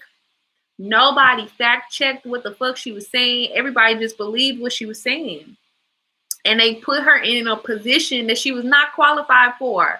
She literally was the president of Selena's fan club and running all of Selena's business affairs on the side of her, like her personal business affairs. So the things for her boutique, the things for her construction, the things for her like side businesses that she was doing for aside from singing, Yolanda was running the money for. And all along, Yolanda was stealing. Yolanda was not trustworthy. And ultimately, it ended up resulting, unfortunately, in Selena's death. That's what happens when you give people access just based off of them saying that they love you. Obviously, Yolanda was a hardcore fan too, but that didn't mean that she was a healthy fan. That didn't mean she had healthy love. It kind of looked like on the last series that they just put out on Netflix, the 2-part, which was more than 2-part. That was like 2 different series, 2 seasons for Selena's recent Netflix series. It kind of looked like, Yolanda was worshiping Selena in a very unhealthy way. It kind of looked like she was stalking her. So, of course, she came in there saying all of these praises. She came in there saying all of this love. And, for Selena, she had never really had a friend outside of her family. So she was eager to have someone, in a friendship position. She was a little bit desperate to have a friend that she didn't even do her own due diligence. Like, obviously, she didn't know. She only knew as much as she knew at that time. But ultimately, access was given to someone who was not healthy, and it led to the death of Selena. As soon as they tried to revoke access, she got angry because she had already got a taste of Selena's energy. She had got a taste of Selena's environment, and she felt so jealous and angry that she was losing that access that she basically took additional measures to make sure that nobody could have that type of access to Selena if she couldn't. So it's like, I feel like we should look at it like Beyonce and Selena. It's like, honey, it don't matter how many people saying that they love Beyonce. Everybody is not getting access. And when people have shown up in Selena's life saying that they loved her, look at where that ended. Look at how that ended. Selena's was obviously such a beautiful spirit, such a beautiful energy, and a rising star. She has so much ahead of her. She was already doing so much, but just the mistake of allowing someone access to her energy and her environment based off of them saying what they could do without any due diligence and discernment being used led to her death. So stop getting excited. I feel like if you're so excited because you done met somebody new, you need to check that. You need to check that shit and ask yourself, why are you acting like a fan? Why are you acting like a fan? Because if you're acting like a fan, you definitely cannot do your due diligence. Fans don't give a fuck about doing due diligence. How many fans show up behind the stage and be willing to do whatever because they're acting like a fucking fan? Be ready to suck all the dicks on the tour bus just because they want access to whoever the act is. You know, it's like, honey, we are not fans. We are goddesses and we are gods. We use our discernment. We ask clarifying questions. We choose who we give access to. Okay? We not just letting nobody just slide up in here without, you said that, trust but verify. Okay? Because again, it's like, baby, if you need a clear fucking example of someone who did not verify, look at Selena's. And she had a lot of people around her. But at the end of the day, they could not use their, again, it comes back to self. You have to protect yourself. You have to use your own discernment. You have to choose. Now, granted, Selena's, if we remember that story of what we've been told about Yolanda, Selena wasn't even the one who chose Yolanda. Selena trusted that her family made the right choice. Okay. So basically, I want to say the dad had got a call about Yolanda, and then the dad referred Yolanda's number to the sister, and then the sister called and was like, oh, okay, yeah, she's saying all these nice things. She seemed cool. And then she referred her to motherfucking Selena's. And so I think it just comes back to, you need to do your own work. You need to do your own discernment. You need to make your own choices. You need to verify the information for yourself. Okay? Hey, Thrifty Simplicity. She said, hi. Hey, boo. Wow, that reliable energy being foreign is my experience too. Yeah, it's a lot of our experiences because it's like, I feel like a lot of people who resonate with me and who are here and who listen to my messages, it's like we have grown up in similar ways. Maybe not all of y'all went through foster care, but maybe there is a level of abuse that you experience, a level of toxic energy that you experience. And it just takes me back to like what we were talking about at the end of last week's live, that, this is why familiar energy ain't your fucking friend. Okay? This is why we didn't really get to jump deep into familiar energy last week, but this is why familiar energy is not your friend. Because again, it's like, if you are not familiar with the healthy energy that you desire because you didn't grow up around it, because you didn't grow up around reliable energy, how do you know what it looks like? Because you didn't grow up around healthy masculine energy, how do you know what it looks like? Because you did not grow up around women who you could trust and feel safe around, women who, were actually in elder energy, how do you know what it looks like? Because even with communication, I feel like sometimes I have been getting frustrated with the guidance, realizing that like the guidance is within me, the guidance is coming through me, the guidance is always around me. I have my angels and my spirit team and God, and it's like me listening to my intuition. But I just remember a time where, like when I was in my desperado energy, it was like I was desperate for guidance too. It was like, it wasn't necessarily about dating, even though I could say I had a healthy dating experience. Well, when I say healthy, I mean like robust, not necessarily that I was going through healthy experiences. I was going through toxic experiences, but I can say that they're healthy now because I learned a lot. But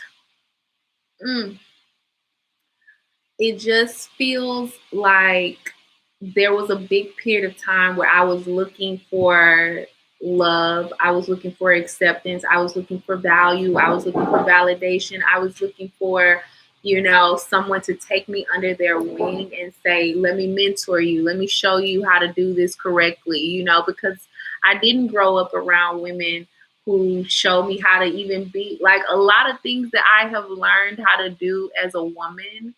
I have learned from watching other women. I have not learned from somebody sitting me down saying, okay, this the way you do this, or this is how you do this. Like, I have not had that yet. Not saying that that won't come in the future, but it's like, again, I think it's just a big moment of being observant and reflective to the energy, and understanding like, okay, yeah, you may have came from these environments, but that's not you. That doesn't define you. And also, I think this is why it's very important to realize that familiar energy is not your friend, because it's like you may have come from very toxic environments, and because you went through those environments for so long, and because you adapted through those environments for so long, and because you learned how to survive in those environments, it may feel comfortable. It may feel comfortable being around these toxic energies because, again, you may feel a level of safety just because you are accustomed to dealing with that energy and you know how to operate, you know how to survive around that energy. But again, I think it comes back to like, we're moving out of survival energy now. We are moving into thriving energy. And it's like, okay, how do we do that? And I feel like what I'm starting to learn is that it comes down partially to the structures and the habits, releasing habits that facilitate this familiar toxic energy, and releasing structures and people who align with these different structures that don't serve my growth and my healing. And realizing like, yeah, you may be in some foreign energy, but I think this is why it's important to question yourself, because sometimes when you get into foreign energy, like, think about it. When you travel to a new country, the first time I traveled to Thailand, I was so fucking scared. Whew, I can still feel how shocked I was when I landed in Thailand. I remember, like I told y'all last week, baby, I did not get out the bed for like a good maybe 2 weeks. I was so fucking scared to be here. And I really was like thinking that I had made a huge mistake. And so I'm so thankful that that guy had prayed for me, because I really needed that prayer to kind of help me move through this foreign energy, for me to realize like, okay, Thailand is not a bad place and I am safe. It's like, I think sometimes when we have gone through such unsafe experiences as children, are in our developmental years, when we move into foreign energy, it's like sometimes we shut down. And that's what I did. Like, I shut down when I first got to Thailand. I legit shut down. And it was because I didn't feel safe. I felt like, oh my God, I have made a huge mistake. I don't know nobody here. I don't know the motherfucking language. I barely got any money. What the fuck? And ultimately, I was safe all along. God was with me, taking care of me. Like, I'm still here. Even now, it's even wild to even think that like 7 years later from that period of time, I'm still traveling, So it's like realizing that just because something feels foreign doesn't mean that it isn't what you want. And it doesn't mean that you're unsafe. I think it comes back to questioning. This is why I no longer feel like familiar energy is a friend, and I realize sometimes we meet people who feel familiar, and I be questioning their ass too. Like, why are you actually here? Are you here to try to teach me a lesson that I have learned already? Or are you here to give me something different? So yeah, don't be scared of the foreign energy. It's nothing to fear. So let's move forward. Oh wait, I want to say one more thing about the foreign energy. I think when we think about even something as specific as reliable energy being foreign, or some of the other things that we want that may still feel foreign subconsciously to us, I feel like breaking down that foreign energy looks like putting yourself more around that foreign energy. So, for instance, I was not used to Thailand. The longer I stayed in Thailand, the more I got familiar with it, the more I learned how to survive here, the more I realized, oh shit, I got all the skills. I learned these skills when I was in foster care. Like I realized there was a lot of skills that I learned while I was in foster care. And when we think about, I'm not really sure yet how to go specific with reliable energy because I'm still learning I'm still learning about this energy, right? Because it's still something that feels foreign to me too. But I do feel like realizing how to be reliable for myself and how to give the gift of reliability to who I desire to share with, whether that's a charity relationship or whether that is a relationship that's more important to me. So I can get familiar with healthy, reliable energy. And that kind of looks like doing what I say I'm going to do. Like, even with me showing up here, I was having a conversation with this younger girl who's in college right now that I actually used to volunteer with. When I was living in Houston, I was doing some volunteer makeup work with this at-risk girl nonprofit group, and I smiled because I was so creative during that time. Like, I literally would show up and we do all kind of little photo shoots and things. It was so great. And I'm so grateful and fortunate to still be in touch with some of the girls. And one of them, she's in college now. And we were talking about YouTube, and we were talking about just how she's been wanting to do YouTube, but she kind of just felt like, it's trendy now, and she wasn't feeling comfortable stepping fully into this energy. And I just remember what I told her, and this was part of the reason why I went live last week, because I was like, you know what? I already shared this insight with her. I need to take my own fucking advice and let me show up as well, because I felt like, I'm like, girl, fuck these people, fuck what they're doing, fuck how they're doing it. It doesn't matter. Don't even look at how they're doing it. Ultimately, you show up, and you show up once a week in the space and share what you feel called to share, and keep it simple. And so I basically made a pact with myself last week after I got off the call with her. I was like, you know what? I'm going to start showing back up in this space because I have something to say, and what I have to say is important. And I don't have to dress it up in blogs or edits for it to be valid. I could show up and just talk. And I decided that that's what I was going to do. Once a week, I was going to show up and share insight that I am learning and that I am reflecting on and realizing, and different little ahas and downloads that pop up for me. And so this is a way that I am showing myself reliability, like showing myself that I can show up in this space on a consistent basis and share my gift with y'all in this way. So hopefully that gives you another example. Maybe there's something else that you're working on that maybe you haven't been quite consistent in. Because it was a period of time where I was trying to do so much on YouTube.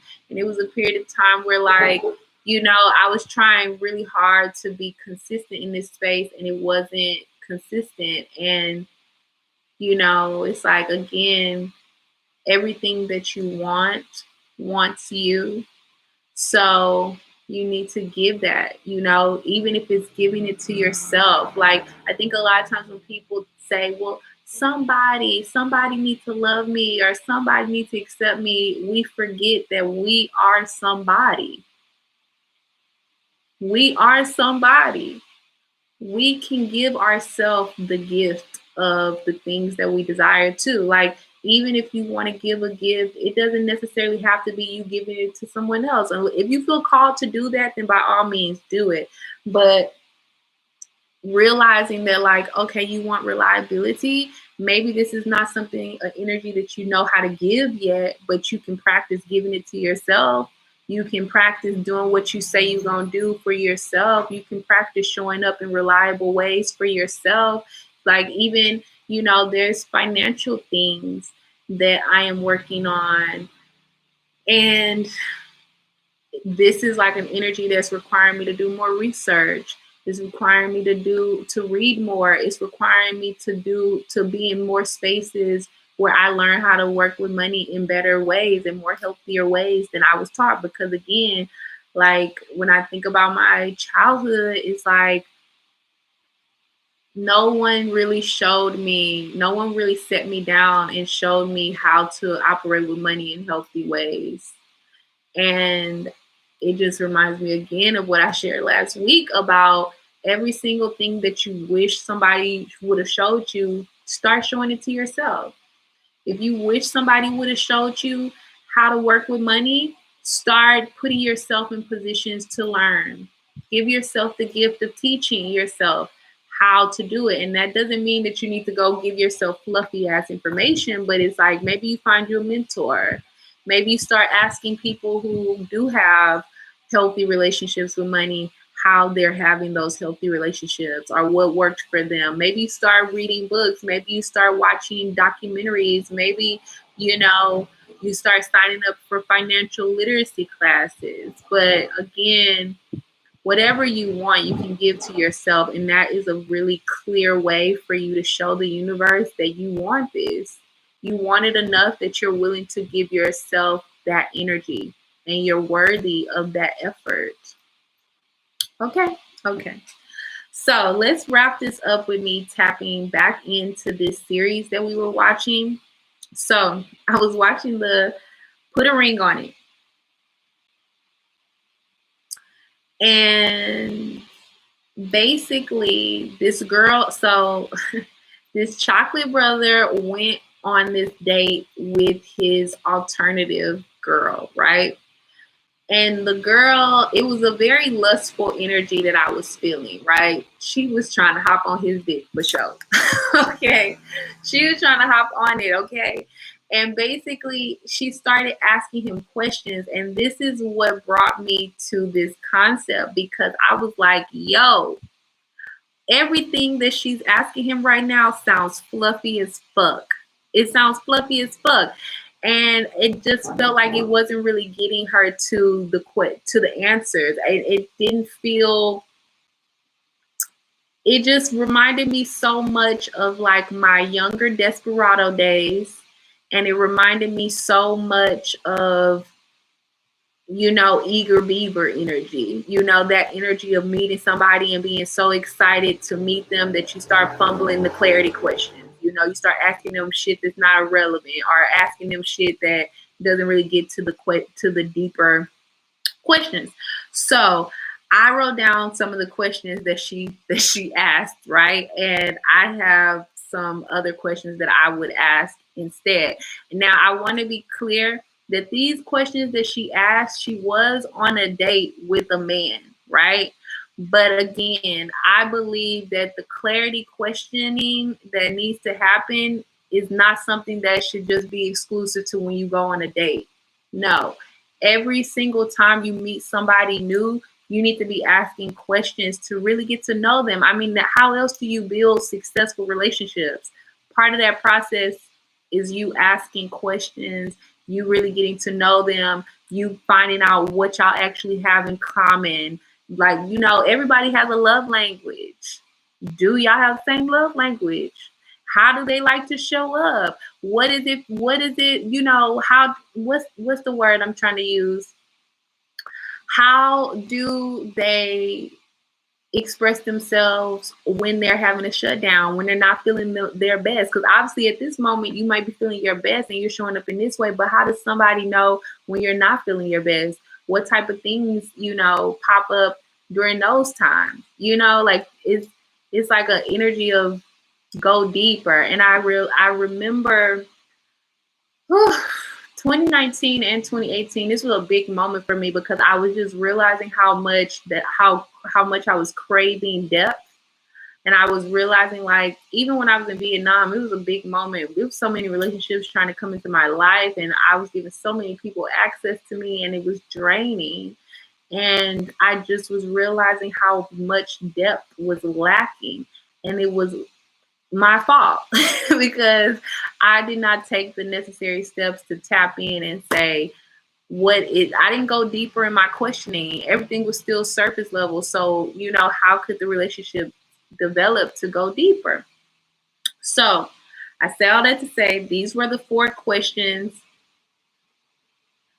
Actually, I think she asked like 6 questions because I wrote them all down, but I feel like only about 4 of them are really valid. But these are the questions that she asked. And I feel like these questions are also valid for non-dating relationships. Okay. So of course, first off, she asked this man if he was a cheater. She said, "Are you a cheater?" This is such a toxic question. I don't even want to say it's toxic, but it's such a useless question because, again, is anybody really going to admit to being a motherfucking cheater? Let's be real. Is anybody going to admit to being a fucking cheater? Most likely, hell no. It's just like, this question is just like asking a racist person, are you racist? Don't nobody want to admit to being a racist in this day and age. Don't nobody want to admit to being a liar. Don't nobody want to admit to, doing fuck shit. Okay. So she first asked, are you a cheater? I personally feel like off top, I would have asked some different questions. And I'm not saying that the questions that I would have asked are like the most perfect questions. That's not what I'm saying. I'm just saying, like, take it a step further, because the question of, are you a cheater, leaves room for somebody. It's like, that's just a yes and no question. And I feel like you really want to ask questions where you can lead further, where you can go deeper, where they can give you more than a yes or no. So for instance, like, have you ever cheated? Has that been something that has been your truth in the past? And if you have cheated in the past, give context. Like, when, where, and how, what did you learn? Because ultimately, a cheater, a lot of times we think about this in the context of like, oh, you was dating somebody and you ended up dating somebody else. But that's not the only way to cheat. Somebody could have been cheating on a test. It's other contexts of cheating. So it's like, give them opportunity to express that context in other ways. And I feel like this is a perfect question too, just for someone who you're not dating either, because it's like, you need to know like who you around. So even if you got a new friend around you, or possible fuck a friend, do you have a new person that's obviously new to you and you're new to them, and they're interested in having access to your life? It's like, I would want to know, are you somebody who have the capacity of cheating? And to what context? Because again, like, did you just cheat on a test? Did you cheat for a greater good? Did you cheat because you was on some fuck shit? Like, what is really behind the actual cheating? And would you do it again? Okay. Did you not give a fuck? Or did it kind of feel like, you felt like you were moving in integrity? Like, break it down. I want to understand. Like, was it something where you were moving, where you felt like you were doing it for the greater good? And you feel like, even though you know that cheating was wrong, it felt like something that you did to help somebody or to help yourself in a way that was very much so needed. And are you feeling like you do it again? Are not? This is very, very, I feel like, important. So, and what did you learn? I think this is a big question that people don't really ask that frequently, of like, what did you learn? Not just from like past possible experiences of cheating, but like a lot of times I hear people ask, why you single? Or like, why did you and your ex break up? XYZ. And I personally feel like whenever somebody tries to blame the other ex, it's a little bit of a flag for me. But again, this is a question that you can take back to a friend, a possible friend too, because it's like, okay, what happened to your last friend? The last friendship that you released, why did y'all release each other? What was happening there? What did you learn? Because again, that shows me like you have taken time to reflect, and then it gives me insight. Are you the type of person that feels like you're going to drop everything on the other person, or you're going to also take responsibility for your end? Because obviously, no relationship just deteriorates from one end. Okay. There is two people at play. There's something everybody is playing. There's a role that everybody's playing. So what was your role? Are you going to act eagerly and openly share that? Or are you going to try to just say, no, it was the other person's fault? You know? Hey, Emily. Thank you, boo. And so I had another one. So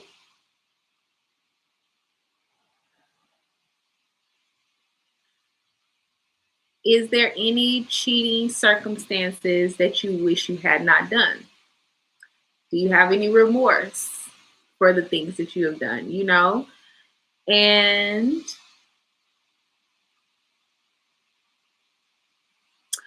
I also believe in going into childhood trauma. I feel like, you know, a lot of times we hide our childhood trauma, but I feel like it's important to ask questions like this.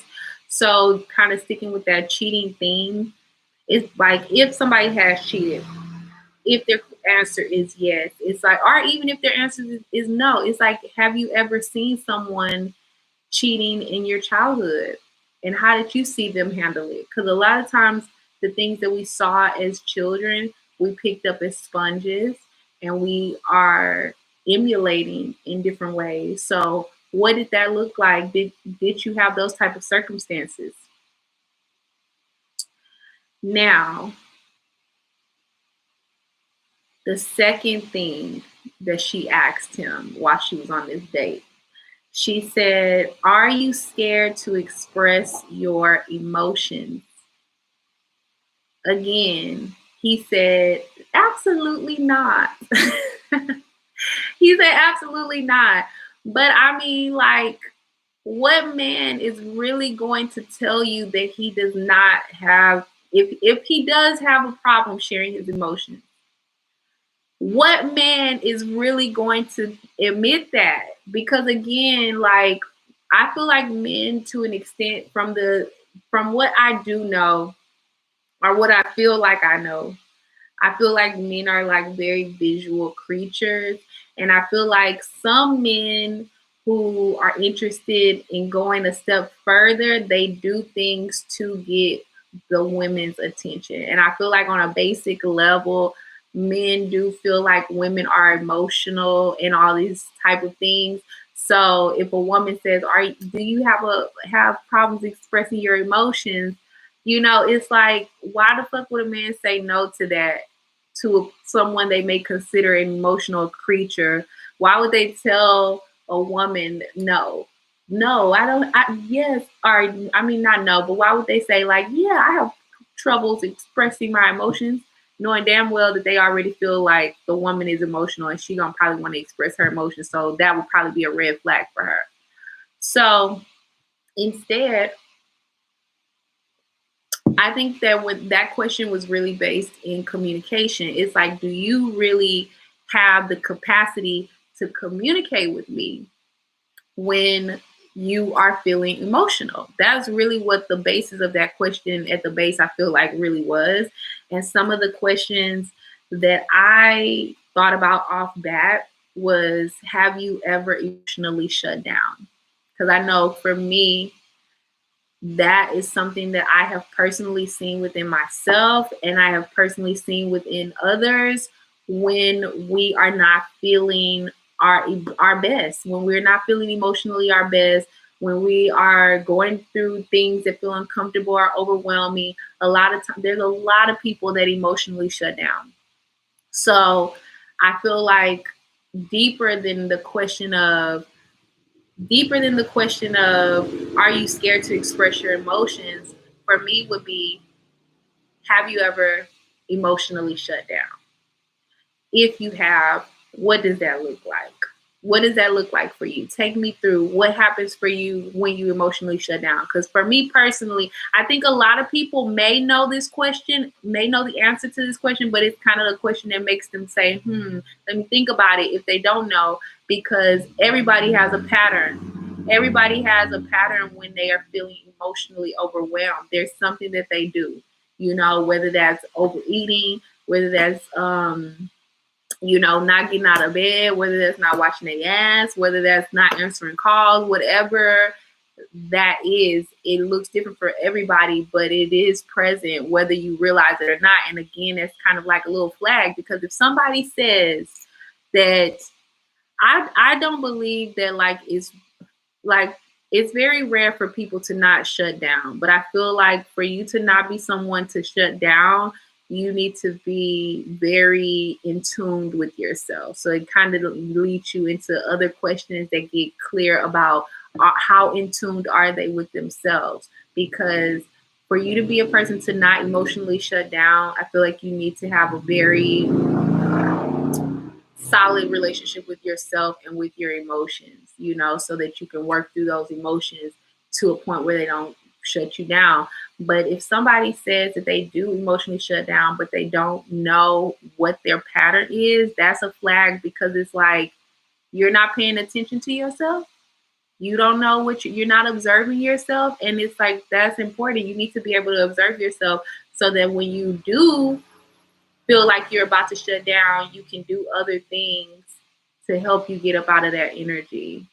So it comes back to like, are you taking care of yourself? Are you, observing yourself? And again, these are questions. I know she was on a date when she was asking these questions, and how some of these counter questions came up in me listening to her.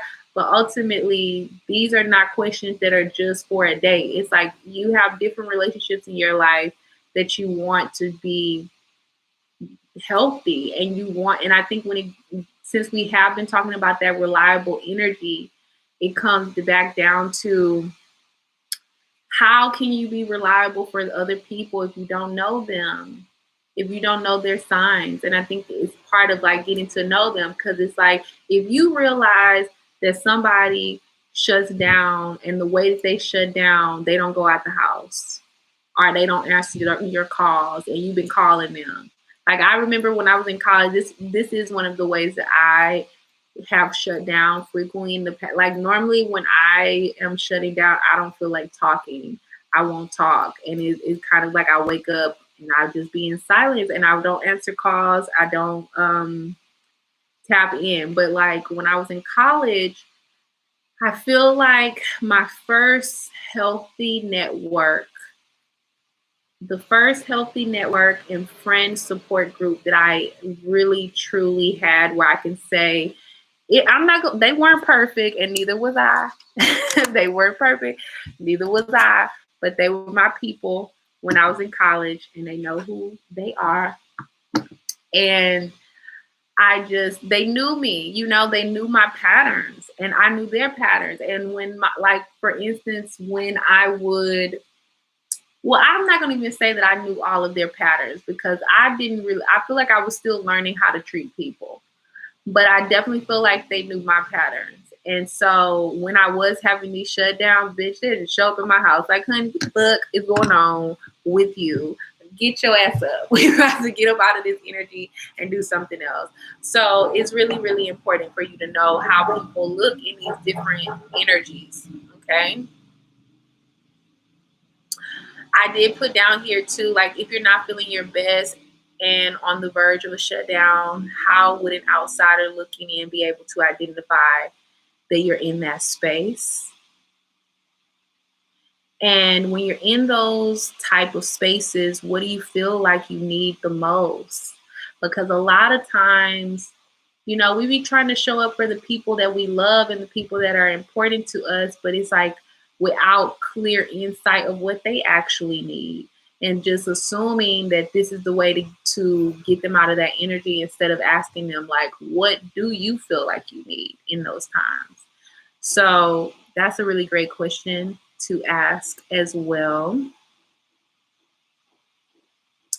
I also like the question, what is the best way that an outsider could show up for you and support you during times of need? That's really, really important. Um, how do you express your feelings when you're feeling defeated or sad? You know, these questions go definitely a bit deeper than just, you know, are you scared to share your emotions? Because again, you know, a man is never really gonna be like, I'm scared of something. Not most men will say that, because a lot of men are still working in the constructs of what they think masculine energy should be. And if we're being real, being scared masculine is not one that's really praised.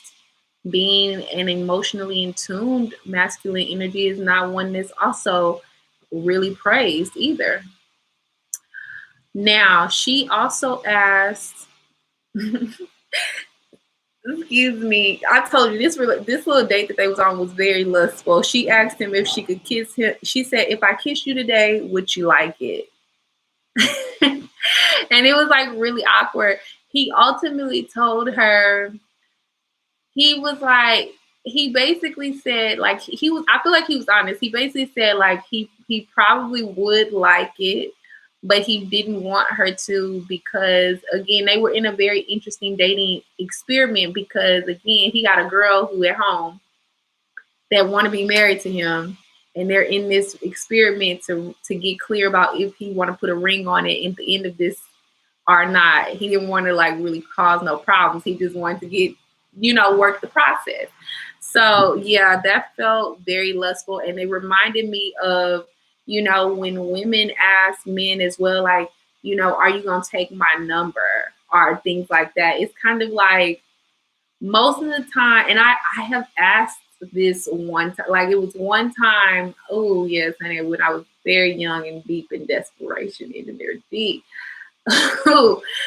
Oh, I remember like we had like I want to say like a triple date vibe going on, where like I think it was a girl in my foster home who basically had met this guy somewhere, I think at a mall or something, and he came over, all his friends came over, and so everybody had somebody like, you know, chat with. And the guy that I was talking with, I think I thought he was cute, but I don't think he was really that cute. I think I just again was in desperate energy and choose me energy and pick me energy. And I asked him at the end of this, and it was like at the end of the day, like at the end of this encounter, like you want to take my number or something like this. And I just realized it was so fucking awkward.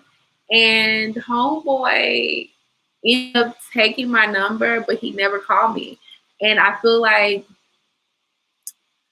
these are not questions that I feel like women should ask. I feel like what a man wants to do, they will do. If they want your number, they'll ask for it. If they want to, you know, kiss you, I feel, you know, it's a very interesting energy that I've been finding lately. I feel like I was even watching another show. I can't even remember what the name of it right now, a movie. And this young guy was like paying this girl to write letters for him to this other girl because he wasn't really that good with words. And he wanted to, like, you know, give her something that could set him apart from the other guys because he really liked her. So this girl who was like she was writing papers for people in the school.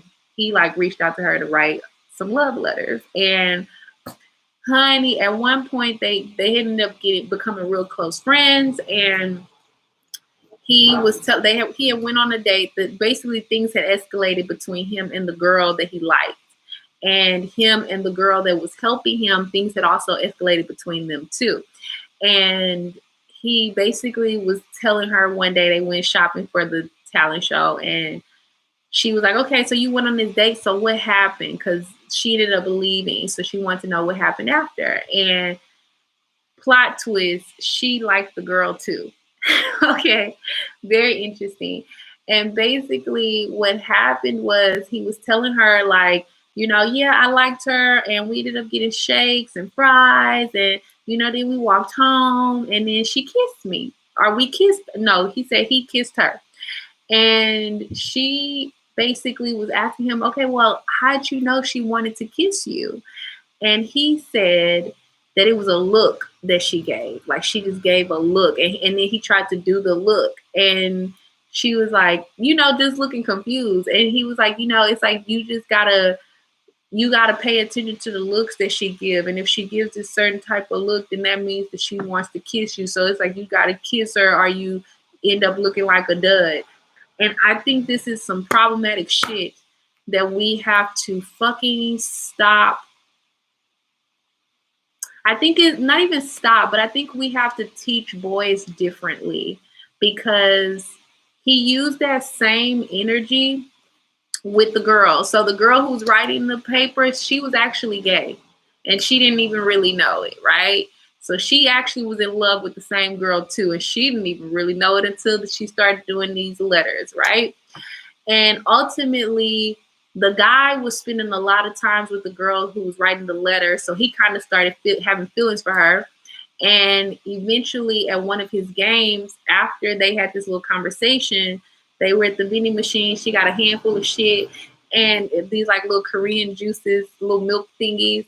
And basically, he goes in to kiss her. And she drops all the juices. And he's like, you didn't want to kiss? And she was like, no, bitch, made you thought this. And he thought that she had a look. And I think this kind of takes it back to this energy of how often are men and boys making moves on women and young girls based off of a look or based off of a feeling without actually getting consent, without actually getting clarity, without asking the question, is it okay for me to kiss you? And I was listening to some Keith Sweat. Hello, thrift say LOL the look. Girl, hello. But it's wild because it's like we have to realize that like so much is shifting with technology. So much is fucking changing. And I was watching, babe, I've been watching a lot of fucking shit, but I was watching The Intern. And The Intern is basically about these old senior citizens becoming interns just so that they can get out the house. And this one particular intern, he ended up doing a real great job, and everybody in the office ended up loving him. But he talked a little bit about chivalry, and he talked about, the days of being a proper gentleman, and little things that men did to. Yes, she said movies have taught people this stuff. Yeah, but I don't think it's just the movies. I think it's the people around them too, because I think, like seeing this young boy talk about the look, I realized like that to me sounded like some shit he heard from his brothers. He could have heard it from a movie too, but it could have been something that could have been passed down. Misinformation is frequently passed down. And so, and it ties in so many different ways because even I just saw an interview where Maya Angelou was on a TV show and a young girl called her Maya. And Maya, before she answered her question, she corrected her and she said, "No, honey, I am Miss Angelou.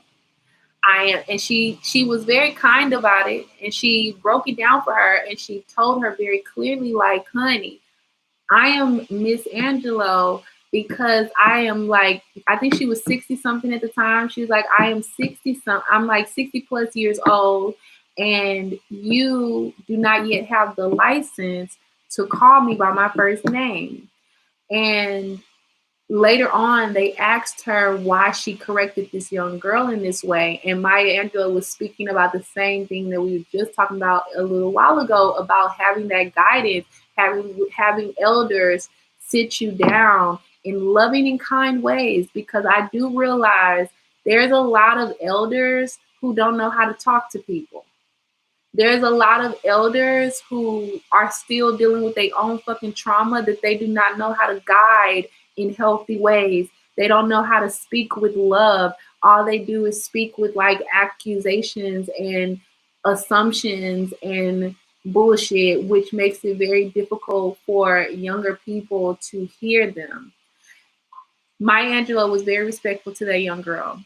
She talked so sweet. She talked with honey. Okay, she like literally she was speaking with honey. It was nothing for her. I'm sure the young girl may have felt a little bit like, oh, I didn't realize, but ultimately the way that she presented the information was so sweet that it wasn't, you know, even an opportunity for the young girl to feel embarrassed about not knowing. Because again, it's like it's okay that you didn't know this. It's okay that you didn't learn this. But this, now that you have encountered someone who can share this insight with you with love, let me share it to you with love. And she shared it with her with love. Yes, there are multiple areas for sure. Absolutely. And so it just reminded me of that because I feel like it's very important. It's like, where the fuck are the elders that can speak in love and really sit you down? And the wild thing, you know, she wasn't even in a secluded place. She was in the audience. She was on a TV show. And I think this is why it's even more imperative to realize how you speak to people, because she basically corrected this little girl on live TV, and she did it in such a sweet way. And ultimately, the little girl got the information, got the lesson, and later on they asked her about it, and she went deeper, and she just basically said, you know, it's the elders' responsibility to teach, but to teach in ways that can be uplifting, and it just was so amazing. So ultimately, I really feel like there is misinformation. I don't really think that these movies are misinforming us. I think that we're just taking the movies out of context, right? And I personally watch a lot of movies now because I feel like they hide a lot of truth in the movies. A lot of truth is in the movies, like really. When the last time y'all watched The Matrix? Baby, y'all need to go watch The Matrix. If you ain't watched The Matrix in a long time, you need to go watch The Matrix. There is a lot of truth. There was another movie. I've been watching a lot of old movies too. There was another movie called The Truman Show, which is kind of like Matrix energy a bit. If y'all ain't seen The Truman Show, y'all need to go watch that movie too. It's only about a little over an hour. That's another one, The Truman Show. Okay. Okay. So yeah, I think that a lot of times it's easy for society to say that young boys or young girls or even adult women and adult men are misinformed because of the movies and because of the TV and because of the music. And I believe that it's just a very irresponsible ploy, because at the end of the day, we get to choose what we digest. And yes, you know, some of us have not learned the power of what we're digesting, which is part of the reason why, like, I don't watch scary movies, even from a young age. Like, I do not watch scary movies. And for me to watch a scary movie, honey, I have to prepare myself. It's not something that my spirit likes to digest. But it's like, it's not the movies, the TV, are the music's responsibility to raise us. I feel like we have to take responsibility for ourselves and for our community. So it's like, you know, if you see a young child, a teenager, or even an adult doing some fuck shit, call their ass out. But calling their ass out doesn't mean that you gotta be petty. It doesn't mean you gotta belittle them. It don't mean you gotta talk to them crazy. It's like, taking them to the side, or even in that moment saying, love, that is not the way. There's another way that you can do this. Even think about recently what happened with Wendy Williams and Tabitha Brown. Tabitha handled that situation with such grace and such love and such peace. And it's wild because a lot of people kept trying to say, like, "Ooh, she read her with such a, such a in such a religious way." But it's like, I think this is part of the energy that we need to move away from. This trying to be petty, this trying to read people. It's like, how about we try to show compassion and understanding that maybe they did not know, instead of assuming that, somebody should know better. Like, granted, yeah, they may be 30, they may be 40, they may be in their fucking 70s doing fuck shit that is fucking inappropriate, because nobody had the balls to ever sit them down and say, this is not okay. This is not what you should be doing. And the thought that's popping into my mind is about the bully analogy. How frequently do we have a bully in a school, and instead of handling the bully, they say, okay, let's say the bully's bullying Jessica today. They tell the bully, don't bully Jessica. So the next day, the bully starts to bully Lisa. And they say, don't bully Lisa. Excuse me. And the next day, the bully is bullying John. And they say, don't bully John. And it's like, when are we going to stop deflecting and telling the bully to not bully a particular person and actually sit the fucking bully down and get clear on, why are you bullying? What's going on with you? Who's bullying you? Where did you learn this from? Because again, hurt people hurt people. Everything that someone is doing is only a reflection of what has been done with them, what has been done to them. So it's like, thank you so much. So it's like, what's going on with you? Why are you doing this? First of all, do you realize that bullying is not okay? And secondly, who's bullying you? What's going on with you? What's happening at your home? What's happening in your environment? Are you okay? Do you need some help? Do you need to pray? You know what I mean? So I feel like we all have to step into elder roles, because we're all somebody's elder, especially at the age that we're at now. Like, we're somebody's elder.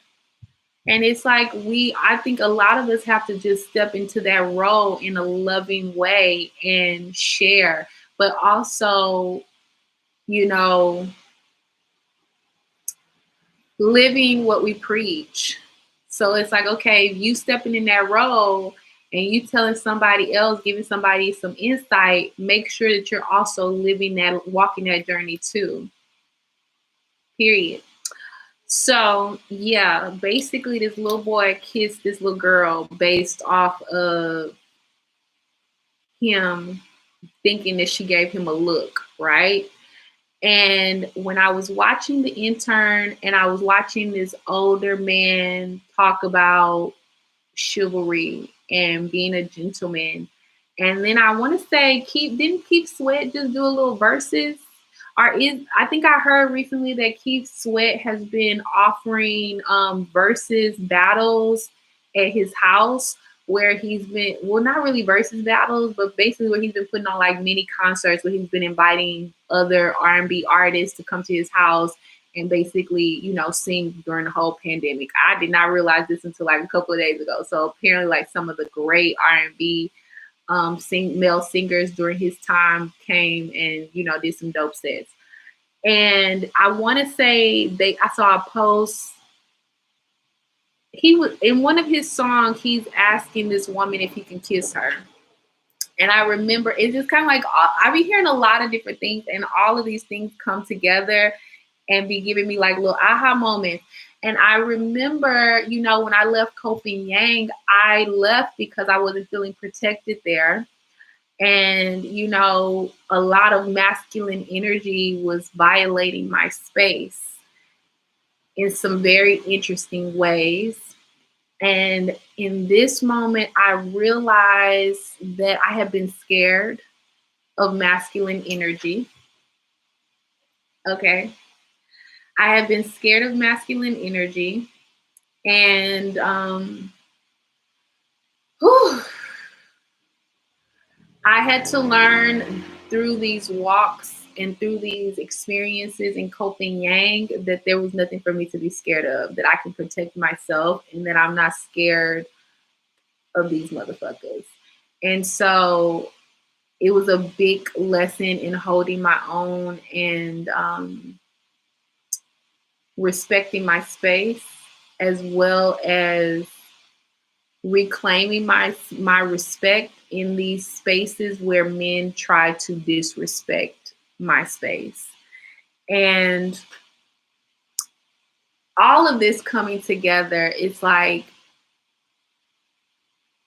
I think that there is a big disconnect with, I don't even know how to articulate this. I think there's a big disconnect in how, I almost want to say, men respect feminine energy and space, but I don't want to put it just on the men, because I really feel like respect of space is something that everyone deserves. Everybody deserves to have their space respected. And I feel like it again comes back to this clarity of like, how do you really know that somebody is comfortable with you in their space if you have not asked them? Even with this little boy on this movie saying, well, she gave me a look. It's the look that she gave me that makes me sure that she want me to kiss her. But it's like, have you asked her? Have you asked her if it's okay for her to kiss you, for you to kiss her? Have you asked her? Like, I think about a couple of times in Thailand, in Vietnam, in different parts of the world where men have come into my space. And I'm a very friendly person, right? I can talk, I can hold a conversation with anyone.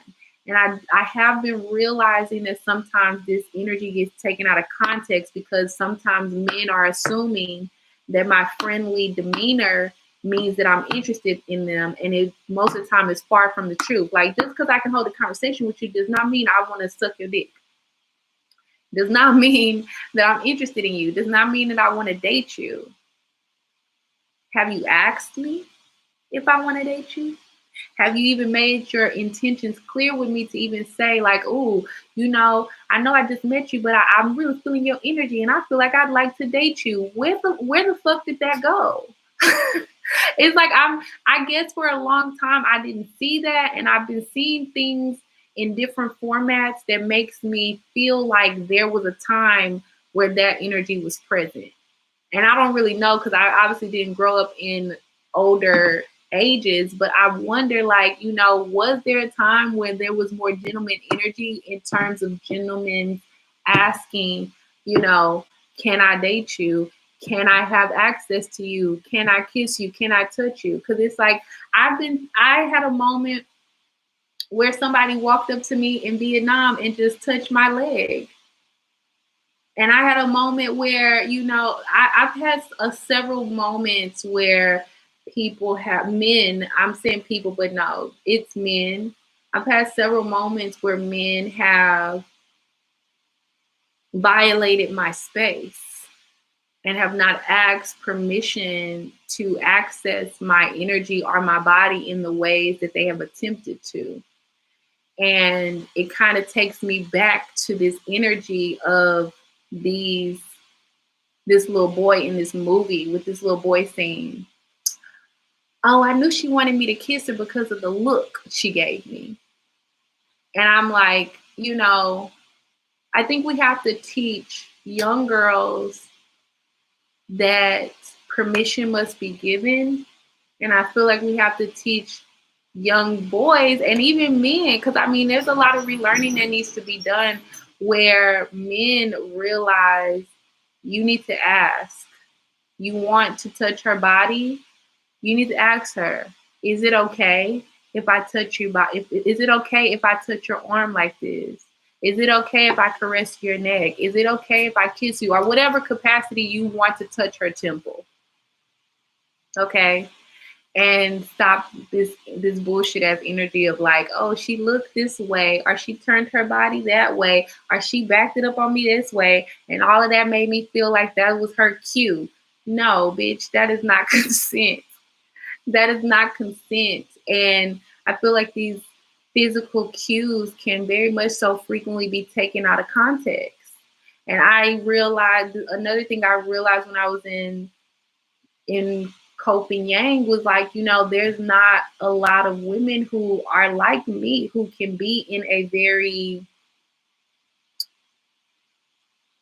whew, there is not a lot of women who can be in a situation where they are being violated, where they can say, excuse me, where they can say, no, what is going on? This is not what I have given permission for, and where they can safely exit.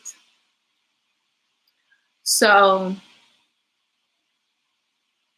I just feel like there's a lot of relearning that needs to be done, but I feel like it's very important that I say this because I know that there's a lot of men who frequently follow me. So, yeah, I think this is something that needs to be heard. And if you have little brothers, if you got brothers, if you got cousins, if you got, men in your life that look up to you or that you conversate with, or even if they don't look up to you, maybe this is a way for you to build that connection with them and have these type of conversations with them and spark up a conversation about the last time they kissed a girl and how they know and like how did that go and how did they know that she wanted to be kissed and really go deeper in helping them understand what consent really is. It is asking. It is not assuming based on a look are based on a cue, are based off of some fucking misplaced male entitlement. It is really getting clarity on if this is okay by asking questions. And I think it just kind of all feels connected because I feel like a lot of times people don't ask questions because they feel like they're not going to get what they want. They're scared that the answer is going to be no. So maybe there needs to be some also conversations about like, it's okay if the answer is no, it's not the fucking end of the world. You get some and you lose some. Some say yes. And I think this is why it takes me back to true discipline, true disciple. That's what it was. I called it discipline at first. True disciple is like, honey, don't nobody owe you shit. Okay, there's a lot of men that think because they love somebody that entitles them, that entitles the other person to love them too. But it's like at the end of the day, my body doesn't belong to anyone but me. I don't owe anyone anything, and I have the right to say no, and I have the right to deny access. That is not me saying that you ain't shit. And it's not me saying that you're not valuable and all these things. It's just me exercising my choice. And I mean, it just kind of reminds me of like, how many times I've heard of women being killed because they said no to a man or because, a man stopped them at a gas station and asked for their number and they said, no, I don't want to give you my number. Or because, a man tried to talk to them. I think about this girl who was going to this school. I don't know her name right now. I forgot her name. But I remember she was like leaving her school campus and was walking to the parking lot and a man tried to holler at her. And she was like, she didn't really give him the time of day. And she kept going, got to her parking lot and he killed her. And it's like, where is this entitlement coming from? And I find it really, even the little bit of dating that I have done after my last serious relationship, there's been a couple of times where men, where it was just like they were interested. Wait, it's saying it's reconnecting. You say, yo, okay, my connection was doing something.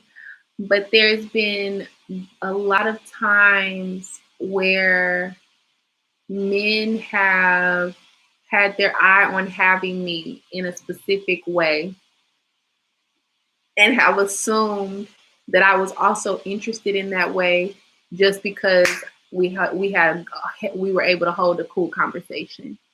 And it's like me holding a cool conversation with you is not consent that I want you or that I'm interested in exploring a relationship container with you. Where I think that that energy of asking, do you want this too, needs to happen more. And it's like realizing that it's okay if they say no. Does not warrant you to kill a woman or to abuse a woman. Or, sometimes we hear these men saying, I want you. And as soon as the woman say, no, no, thank you. Or even if she don't say it that nicely, even she don't even owe you niceness. She could say no and keep going. But it's like that energy of now she a bitch. Why? Because you feel less than because she doesn't want you? None of that's okay. Thrifty said, I think it's taught that asking someone how ruins the mood. It's false. I feel being respected is sexy. I agree too. And it's all about the way that you say it. And it's like, honey, if that's what ruins the mood, bitch, the mood was never there. I think maybe it's because sometimes asking the question leads to them saying no. Because I know, I've been talking to women about their experiences, and this is how I got to this point of realizing that there's a lot of women who find themselves in situations where their body is being violated, where their temple is being disrespected. And I use disrespectful loosely because sometimes it may look like love. It may look familiar. It may look like, this person, it may look like some type of familiar energy that ultimately you did not give permission to, which is a disrespect to your fucking temple. Sometimes it happens with a boyfriend. Sometimes it happens with someone who's your husband. Sometimes it happens with different type of people. It's like the title doesn't matter. But I realize there's a lot of women who sometimes find themselves in these situations and they stay quiet or they just endure whatever the man wants. I've heard many stories of, how women have lost their virginity to men who basically tried to make a move on them and they said no, and the men just proceeded anyways. And honey, I just,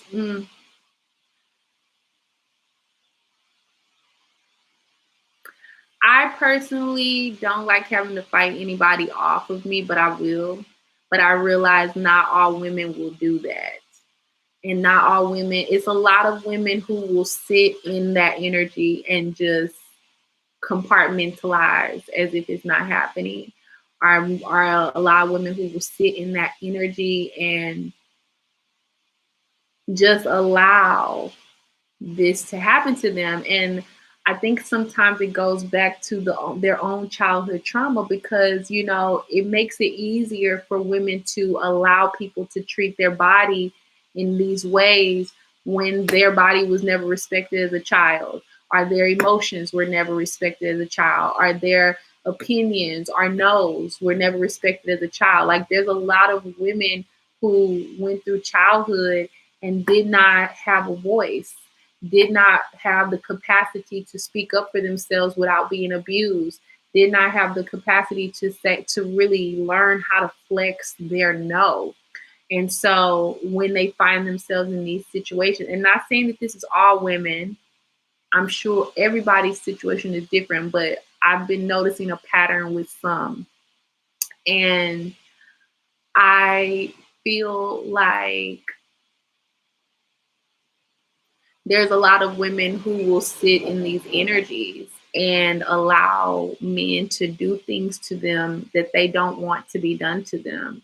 Even if they said no and the man ignored them, or even if they felt like they had to, because again, it's even this energy of like, you know, sometimes women, go on dates and it ends up leading back to a man's house and a man assuming like, oh, you came to my house, so you definitely finna fuck me or whatever, whatever. And it's like, I like what Amber Rose said once. It don't matter if I'm butt naked. It don't matter if I'm sitting on the dick. If I change my mind and say I no longer want to do that, that's my fucking choice. And Amber Rose didn't say it verbatim like that, but that was kind of the gist. It doesn't matter at what point in the exchange that I say no. It's my no. And it needs to be respected. And I personally feel as women, a lot of times, especially if we grew up in spaces where we didn't feel safe, we frequently go out into the world looking for someone to save us and looking for someone to protect us. And all along, we can protect ourselves. So that may look like you learning how to fucking fight for yourself. Now, granted, you may be like me, okay? I'm personally more of a lover than a fighter. Yeah, sometimes I talk a lot of shit, but I definitely come back my shit up, okay? I'm the person that does not don't start no shit, won't be no shit is my motto, okay? I don't start no shit, but I definitely will finish the shit, okay? For the most part. Sometimes I tap into the flight energy and I'll just go the other way because sometimes I feel like I don't want to deal with the fight. And I feel like that's been something that I've been realizing sometimes is a trauma response because it's like, sometimes when you've grown up in trauma situations and always having to fight for your survival, sometimes you get tired of fucking fighting. And it's like, you just like, fuck it. I'm just going to deal with it and move the fuck on. And it's like, no, you're worth the effort. You're worth the fight. I am worth the effort. I am worth the fight. And realizing that what may need to happen, which is something that I am personally feeling called to do for myself, is like, I can fight, okay? Like when it comes down to it, like it's not something that I normally, it's not my go-to thing, okay?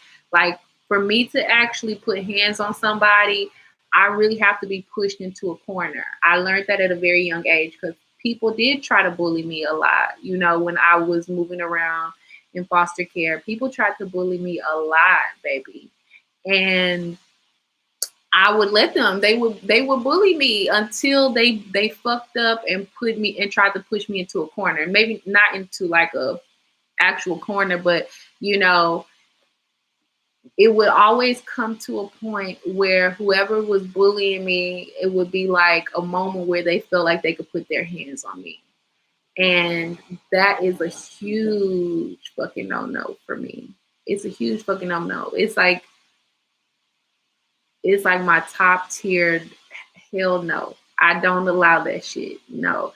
You cannot be fucking physically abusing me. No. I saw my mom be physically abused by men, and I was physically abused by my mom, and that shit didn't feel good. And honey, that's my absolute no. Absolutely no. And when it came to me being bullied at school, it's like, yeah, they say all they want to say. And yeah, it would hurt my feelings. And sometimes I go to the bathroom and cry and shit like that. But when it came down to somebody feeling like they were going to put their hands on me, honey, I was beating bitches' asses. Oh, the quiet one is now whooping your ass. And then it kind of turned into like this series of like me having to make an example out of people, because I went to like a lot of different schools when I was in foster care. So it was like, I was always the quiet one because I didn't really feel comfortable, because I was in this new environment that felt foreign and people was trying to attack me.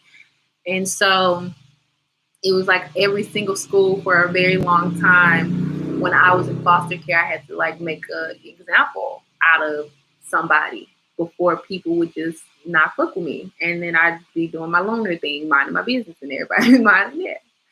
And what I realized is that I obviously have the capacity to protect myself, but I also desire to expand that capacity, if that makes sense. Because I feel like, let's be real, who really wants to be pushed to protect themselves in that manner? It kind of leaves you in this unpredictable energy to be taken out of your element.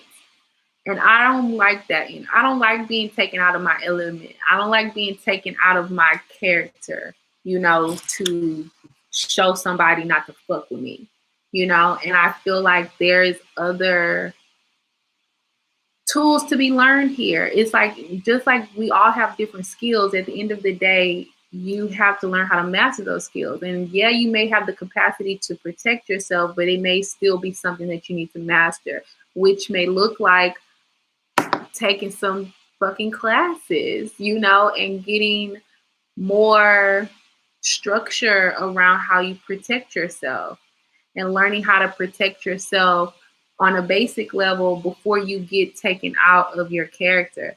So I think more women, I personally feel like this needs to be something that fucking everybody puts their child in, some martial arts, some type of boxing classes, some type of defense, and not necessarily self-defense.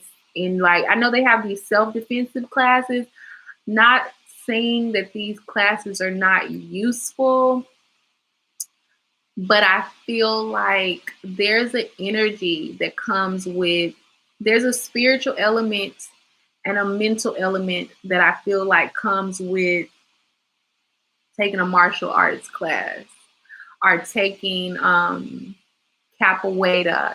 Capoeira is actually the Brazilian I want to say it's a martial arts, but that might not actually be accurate. But it's kind of I think it's a jiu-jitsu, Brazilian jiu-jitsu, if I'm not mistaken.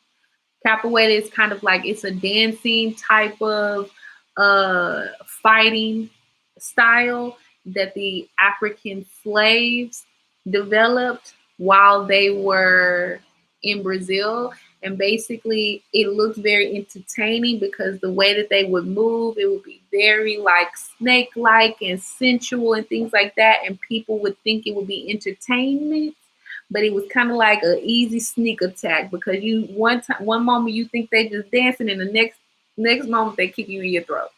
Okay, so.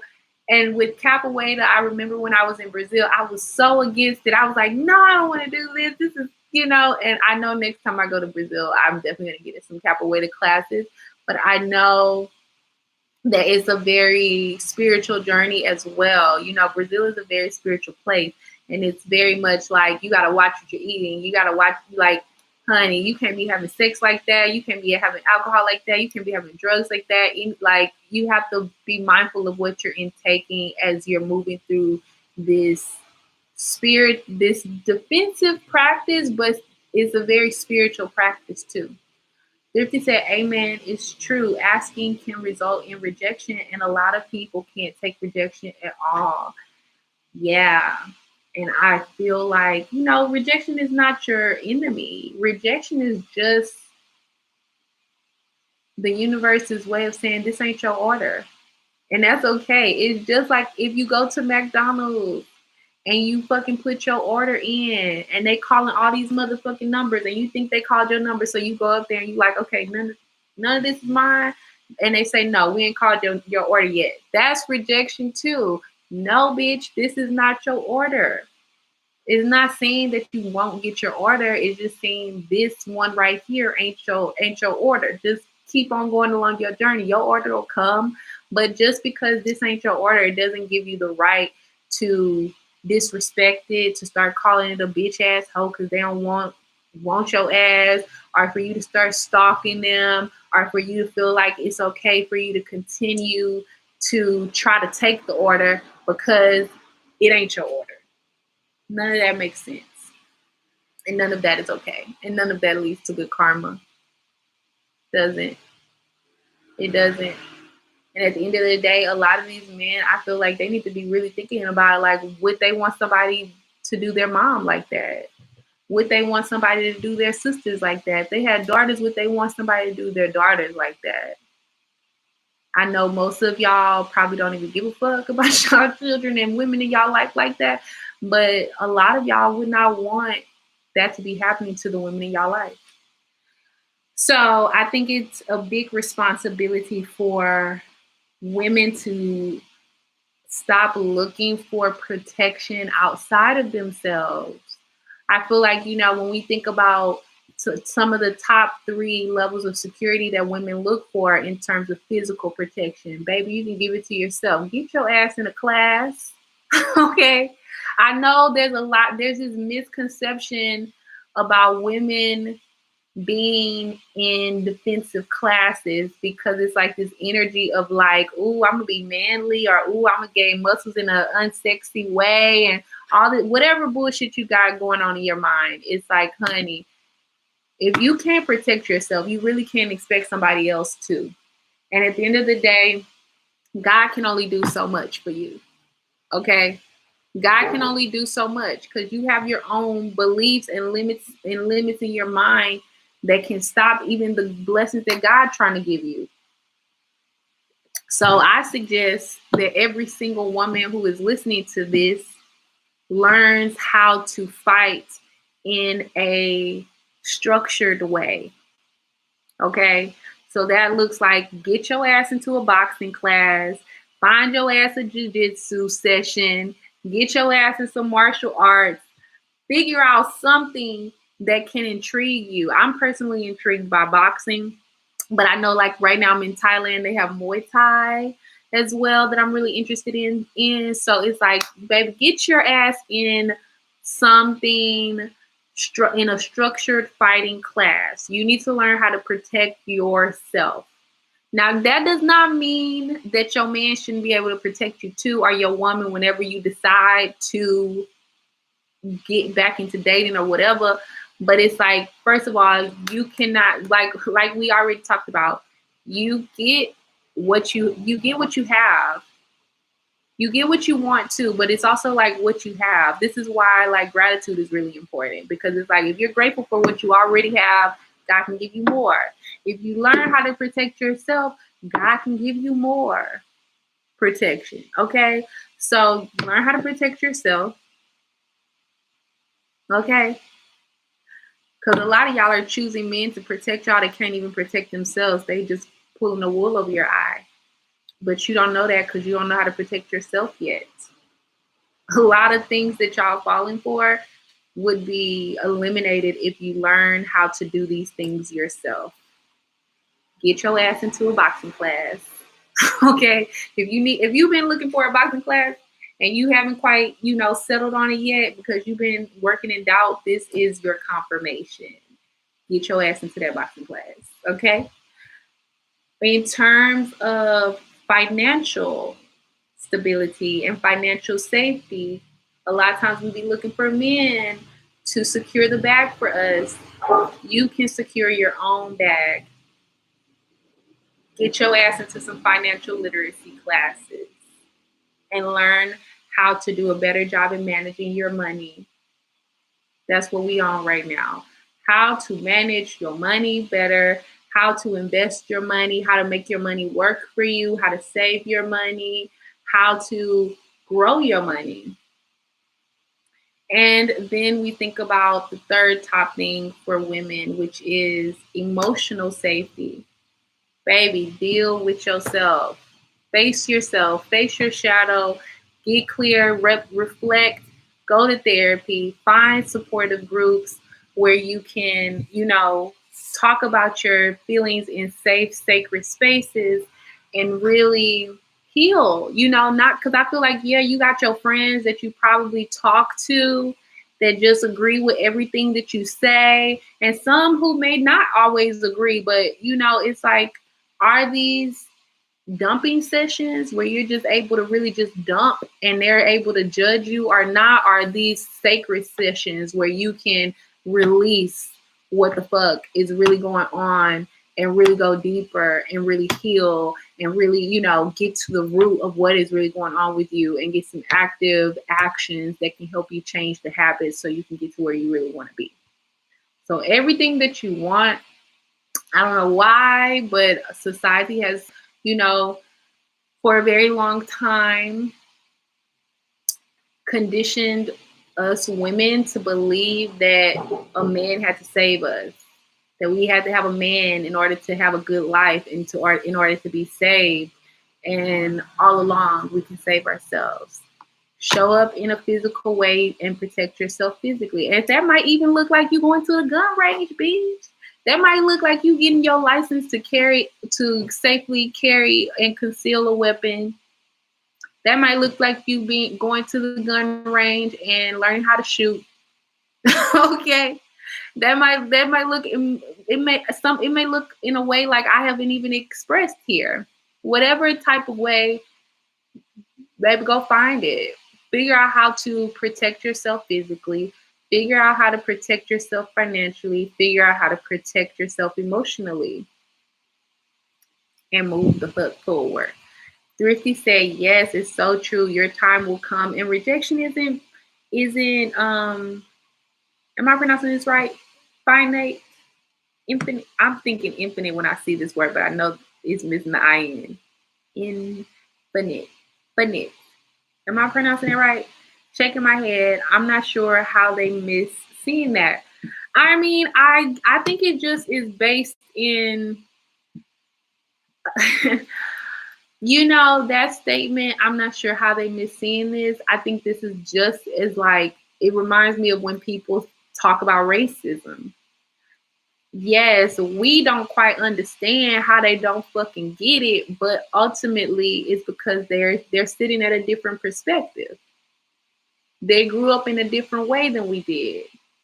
And this is why I think it's important for everybody on both ends to do a better job of interacting with the others without expectations of fucking or dating.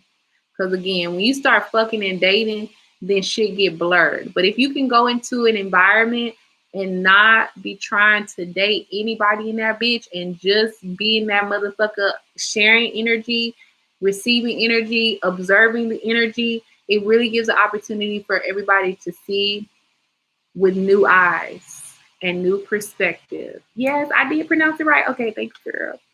So yeah, I think it kind of just again goes into the energy of how men have been raised, and sometimes lack thereof. There's a lot of men who don't have healthy male, role models, and who have just been feeling like their only value is based off of what they can provide and how good their dick can be, and no real true sense of self or how to love themselves. And, maybe they even grew up in households where they may have been the only male and the women in their house didn't know how to treat them and didn't show them any love. So they may actually have some trauma built up from, anger towards the women in their life. That's probably why they treating the new women coming into their life so horribly, because they're taking out what they mama did to them on the women that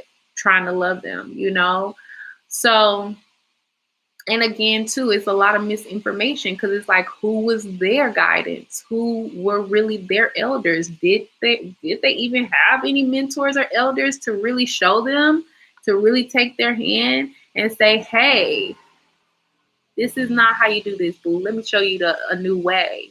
Because I know, like, I have had many different people come into my life and share many different blessings, but that has not been a consistent energy. And sometimes when that consistency isn't there, it's like, it really takes a lot to change toxic habits when consistency is lacking. So, yeah, I think let's give them some grace too, because just like we are learning as women how to take care of ourselves, and granted, just because you learn how to take care of yourself don't mean that you settle for a man who does not also know how to take care of you. Okay? You are a queen. You should be worshipped. Period. So don't get this shit twisted. Okay? Don't be out in this motherfucker acting like she man and beating your chest like, oh, I know how to do all this shit. Now I don't need you. No, masculine and feminine needs each other. But first, before you can understand each other, I feel like you need to learn how to do these things for yourself. So, hello, what it comes back down to self preservation. Okay. Now let's move on. Ooh, okay. So there was some other questions that she asked. I'm just gonna say these for shits and giggles.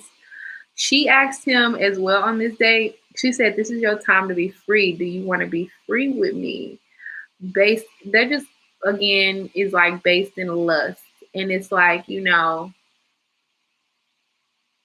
you really want to go deeper in these partnerships, or do you just want to have sex? And I feel like if you just want to have sex, if you just want to fuck, then be honest, because I realized I was tapping in about this recently, because I had a moment where I had a moment not too long ago, because I haven't been on the dating scene. I've been in my personal scene recently. And I also have been reclaiming my body from some violations. And I feel like I've successfully reclaimed my body. And basically, I was feeling like super horny one day. And I was having a moment, and I just was like, girl, what the fuck is going on? And I realized that, a lot of times we couple sex with a relationship, like an intimate relationship, but I no longer believe that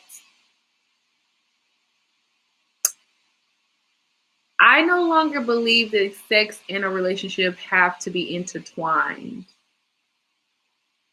Okay. But I'm still exploring this, so do not take this as a journey for you to walk down unless you have done your own process. Okay. Because I'm in a very different process right now.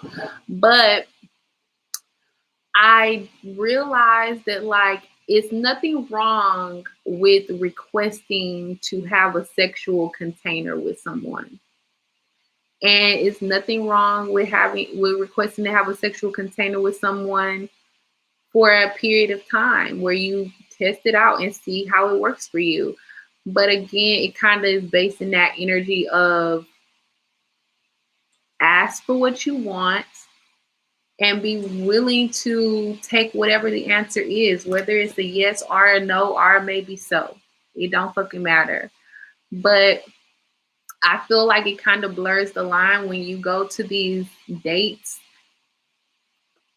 kind of saying that you want to be a wife, but you asking questions like, if I kiss you today, would you like it? Or if you asking questions like, if this your time to be free, do you want to be free with me? Like that, all of those questions to me feel like based in lust. And it's like, is it that you really want to fuck? If you want to fuck, then just say that. And just say that you're interested in having sex. You're interested in having a sexual container with them. And get clear about what your needs are, what your desires are in that sexual container, what your, boundaries are in that sexual container. Like, is it okay for them to have other sexual containers, or to still be on the scene looking for their wife if they having a sexual container with you, or what? I think it's just a need for more honest communication. more honest communication. But I feel like, a lot of people really just want a sexual container, but they feel like the only way that they can get it is if they're in a partnership. And it's like, that's not true. There's some people out here who just want a sexual container too and want it with the same boundaries as you.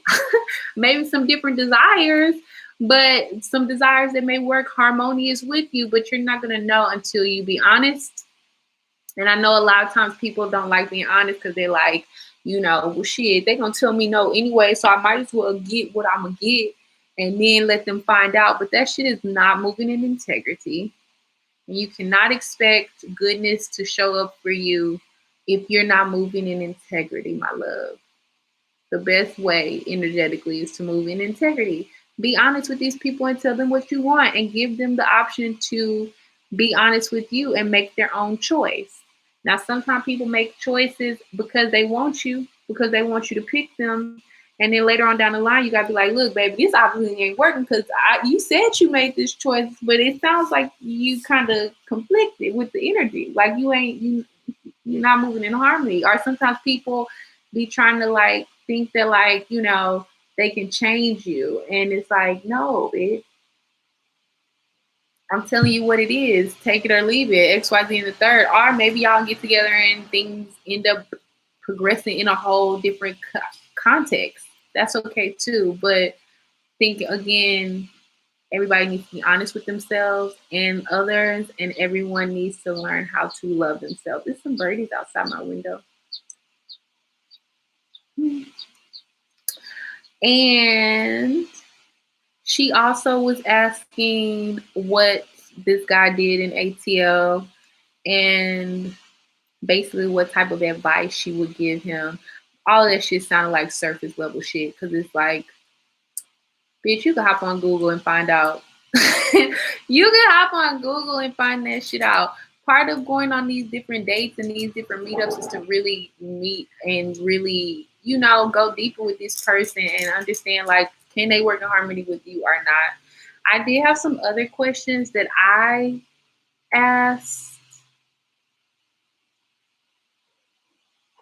Oh, the last three questions that I asked after that was like, what's important to your relationship structures? Like what is important to you in the relationship?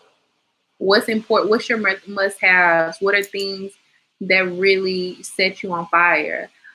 How do you unpack?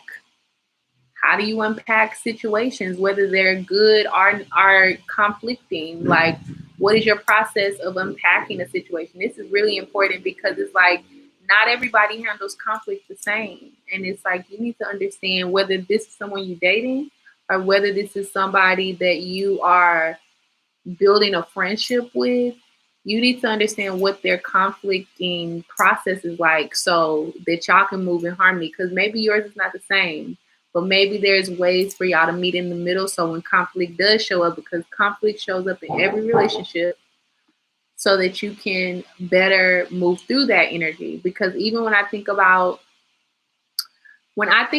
the last serious relationship that I had, when we hit conflict, I was very aggressive and I was very angry because I was very triggered. And I realized what I learned was that,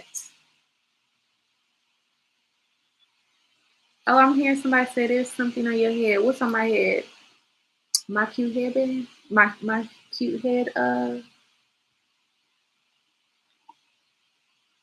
my cute head scarf.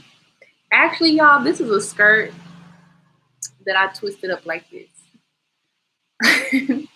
I believe in carrying things that I can get versatile use out of.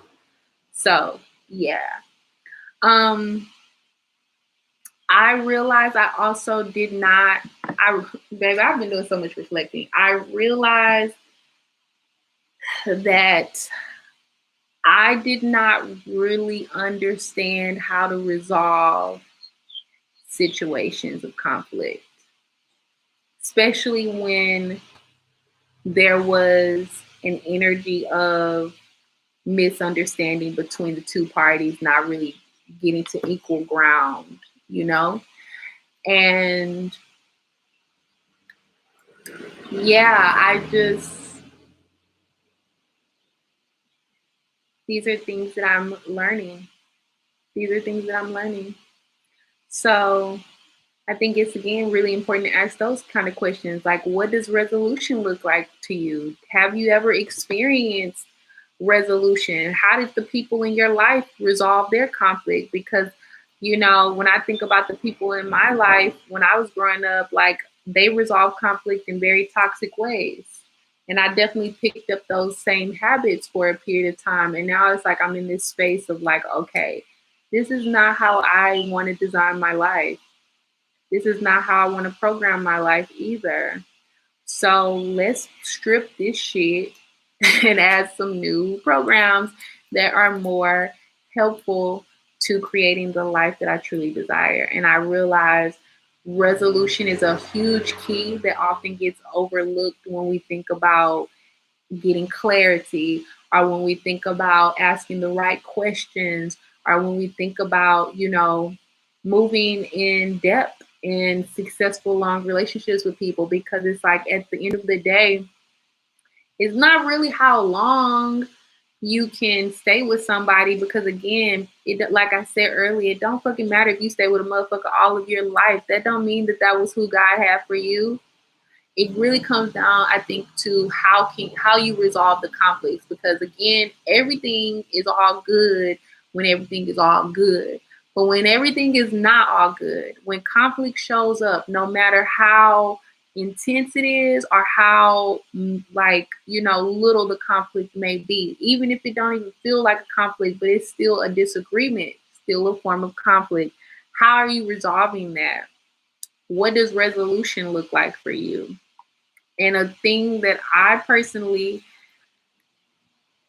excuse me, have not got a chance to test out yet, but I developed this idea about resolution based off of some relationships that I've been reflecting on, and just thinking about like what I've learned from them and how I would do them differently if they were to arise in my life with a different person or in a different context. I personally feel like both parties need to say what type of actions need to be taken. So, for instance, let's say trust has been broken between party A and party B. Let's say party A is the one who dropped the ball, right? I personally believe party A needs to answer the question, what type of actions do you think are necessary, or do you feel like you can take to rebuild trust? Because I feel like it's important that each party thinks for themselves. Like I believe that it's important for you to be able to stand in your own intellect, but also be able to bring it together. So I just remember feeling like when trust was broken with me, the person that broke the trust frequently was trying to make me tell them how to fix it. And I frequently did not know how. I'm like, look, I just know what you're doing ain't working. And I know you fucked up. And I know if you don't fix it, I'm about to be out. But I realized like that wasn't healthy. And ultimately, it's like, okay, maybe I need to actually give you some space so you can think about what you've done, and so that you can really think about what you could do to fix the energy. What could you do differently? I want to hear some solid answers of what could you do differently. And then I also want to bring some ideas to the table of what it looks like for me, because it goes back to that question of like, what do you need in these moments? And it's like if your trust has been broken, you need to also be able to identify what is important for you to rebuild that trust. And both parties coming to a place where both parties can give actionable ideas that help to rebuild whatever the trust. If let's say trust was a conflict, but let's say if it wasn't trust, let's say it was communication, because that was a big thing for one of my relationships too. It was like a lack of honest communication. There was frequent times where this man was saying things to appease me, but then doing opposite things that did not feel reliable and did not feel considerate of, you know, my desires. And it just like, it's like, I'm a big girl. I'm tired of fucking people not telling me no. It's like, bitch, tell me no. If you don't want to do what I want to do, that is fine. But what is not okay is for you to say you want to do what I want to do and then for you to do some other shit. That's not okay. So maybe that looks like us, calling out the actions and saying what I would like you to do instead is to tell me the truth, even if you think I don't want to hear it. Or, like both parties coming with actions and then, getting a clear game plan of like, okay, we're going to give this much time and we want to see let's see how these actions work for us. And then coming back later and processing, okay, did these actions work for us? Did these actions help us? How have we progressed? Do we even still want to fuck with each other in this way or not? Or do we want to make changes and give ourselves that space? So that's kind of my resolution strategy now. But again, I haven't put this into practice yet because I haven't been in another situation in that way to put it in practice. But it kind of makes me think about, again, like when there is conflict, there must be a willingness to talk. So that's part of my resolution too, because it's like, if you're unwilling to solve the resolution, if you're unwilling to solve the conflict, then that's also a problem because I'm not the type that's interested in sweeping things under the rug.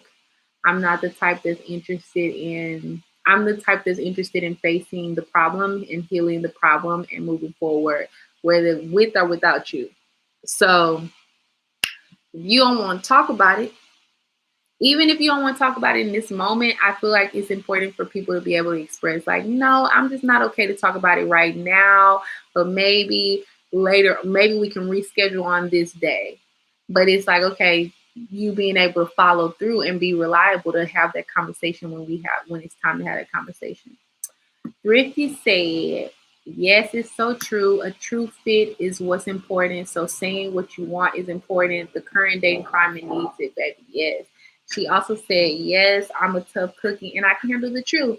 Yes, right. I just feel like when people be just assuming that we can't handle the truth, it very much so feels like they're trying to belittle me. It very much so feels, I don't like that shit.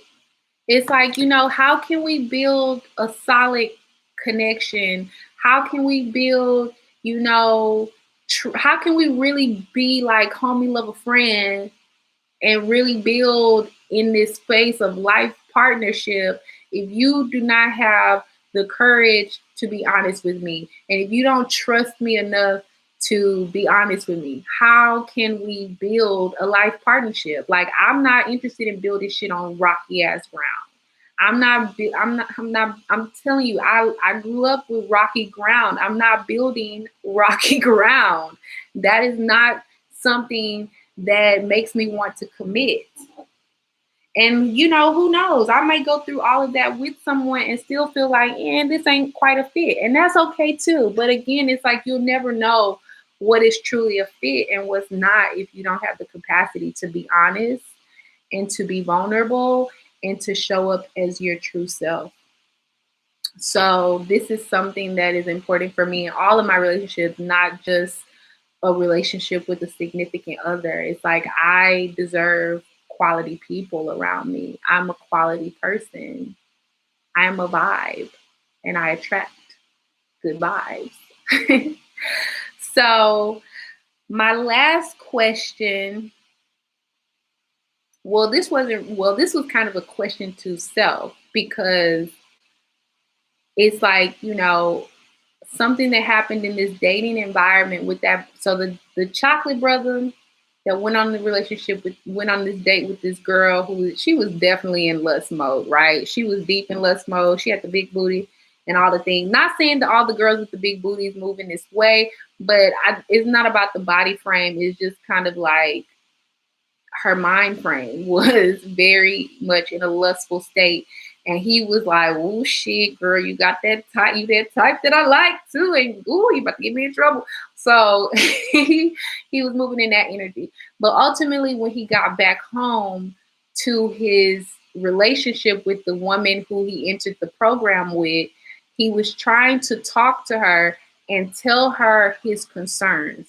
He was trying to have an open conversation with her. And again, it kind of takes me back to that energy of like, if we cannot have the space and the container to have that type of open conversation, to be honest and courageous, to be honest and vulnerable and, our true self, then what the fuck are we doing? Like, it ain't gonna work. I mean, some people get into long-term relationships, life partnerships with motherfuckers that they can't be honest with, but that's not what I desire. And so he got back home and he was trying to tell her what was happening. He was trying to express himself to her.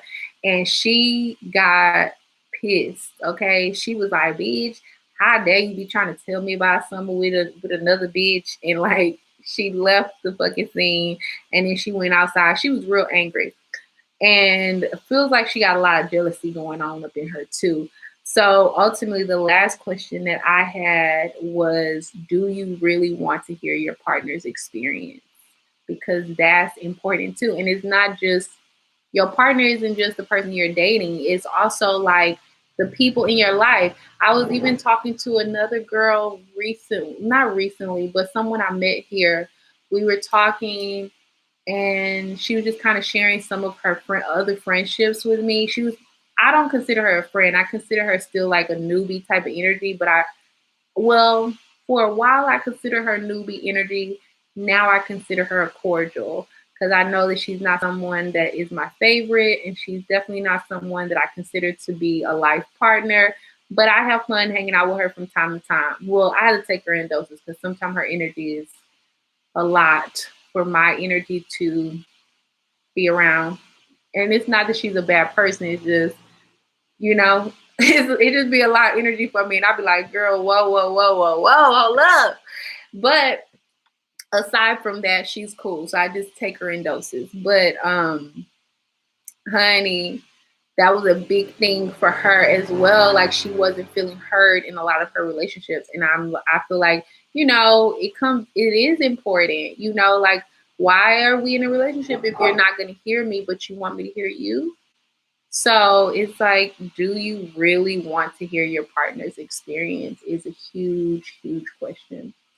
So that's all I'm going to share today. That's all I'm going to share today. I feel like I've answered everyone's comments and questions, but if y'all have any other ones that y'all want to drop in before I go, then go ahead and drop them in now. Speak now, forever hold your peace. If not, I will be back in this space next Saturday, which is y'all's Friday night, my Saturday morning. You can also let me know in the comments about ideal time. I've kind of told myself that I was going to show up around 10:30 to 11:30. Somewhere around that energy. I thought today I'd show up at 10:30, but ultimately I think I actually showed up here like off close to 11:30. But the time is not set in stone right now, so I'm still open to hearing what time works best for y'all. I am leaving the replays up so that y'all can check them out. I know they're kind of long. Last week's was about 3 hours too. So, I'm like, Thrifty simply say, yes, all big booty girls aren't lusting like that. Speaking as a big booty girl. Okay, come on. What up, big booty girls? Hi. Hello. Yes, I think the big booty girls just be getting a bad rap. They really do. But homegirl was definitely, she wanted to hop on it. She did. She was real cute though too, but she was in some pick me energy. She was. And yeah. She was in some pick me energy, but I mean, a lot of us have been there. A lot of us have been there. Until we walk our journey and learn from our lessons, A lot of us have been there, so it's no judgment. But I agree, not all the big booty girls be lusting. So, yeah, yeah. So, yeah, I will be back to chat with y'all again on next Saturday. My Saturday, y'all, my Saturday morning, y'all Friday night. She said it's 2:05 a.m. Girl, I'm up late as fuck. This is why I thought this day would be best for y'all too, because it's like most people are free on a Friday night. And right now, there ain't shit y'all doing. Y'all is not going out to the club. You know, normally Friday is like the day that everybody be like going out and doing their thing. But like, because we're still in panty times, it's like, that's not what's been happening lately.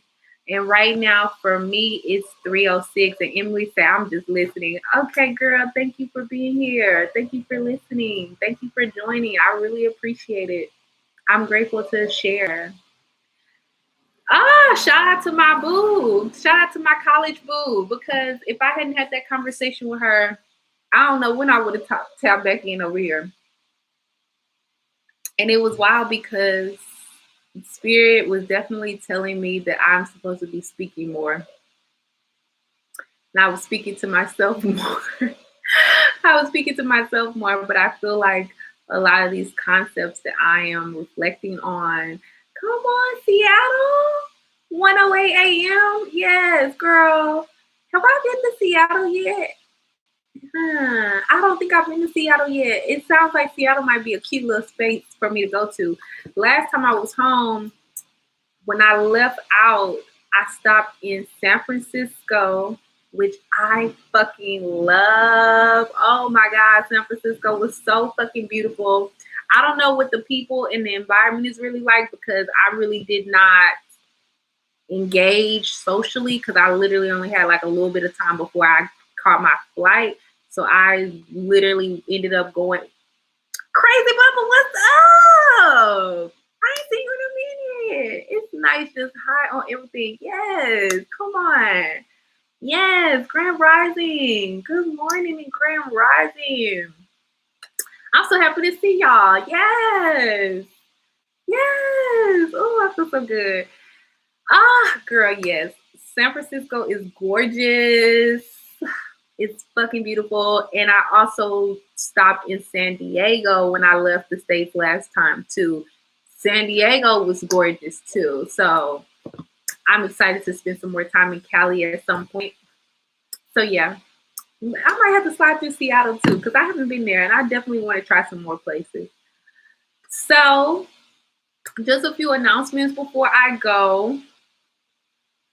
I am starting my Hula Vibes workshop for July. Monday, y'all's Monday, my Tuesday. So it's not too late to sign up if y'all are interested in getting the workshop. Something is going on outside. Excuse me. Let me pull the link for y'all because I know I just dropped the affirmation video for y'all a couple of days ago. I wonder, did y'all actually enjoy that? Because I'm trying to decide if I'm going to be doing that more often. Did y'all catch my affirmation morning video? It was a sunrise affirmation session. Did y'all catch that? That was the last video I uploaded. I went live there. And at the end of that video, I said I was posting 2 links that I ultimately did not fucking post. I did not post the links. But basically, I'm going to post the link now for y'all because the Hula Vibes workshop is still open to be registered for. Registration is going to close for that on y'all's Monday, my Tuesday. It's not too late. It is still donation based, which basically means you can pay what you want to enter. And even if you just want to throw some coins over there to support your girl, that helps too. So I'm about to drop the link for that. Okay. And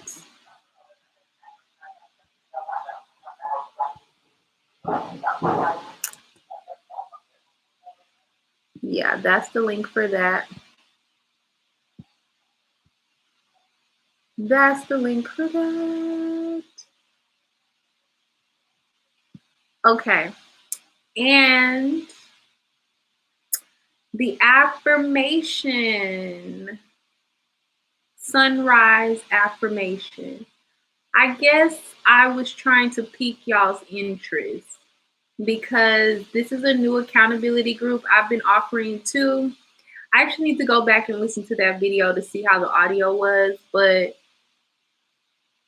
I don't know if y'all really want this, okay? And this is it's important for me to hear y'all speak back about what y'all want because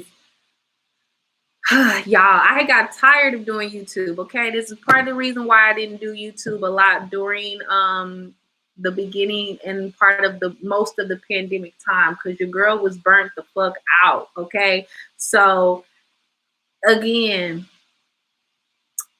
I do not know what to give y'all if y'all don't speak up and tell me if y'all want it or not. So it's really important that y'all respond to me when I ask y'all if y'all want things. And I really want to hear the truth. If y'all don't want it, that's okay. That really saves me time and energy, okay? But I've been trying to get a new accountability group started for affirmations. And I said I would drop a link in the last affirmation video, but I ultimately don't know if this is something that y'all really want, where y'all have a space for us to affirm our life, our goodness. So let me know if that's something that y'all want. And that reminds me because I actually have some questions that I need to pull up that honey, do y'all be watching Amy Luciani? This girl's so silly. Anyway, I just popped over here because I want to pull up some questions. Before we go, I do have some survey questions for y'all. So I'm just going to drop these up in here if y'all are cool with that. And where are they? Where are they? Oh, there's Zaina.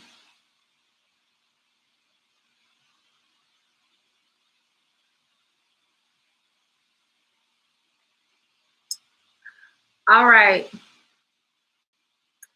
Let me answer some of y'all questions first.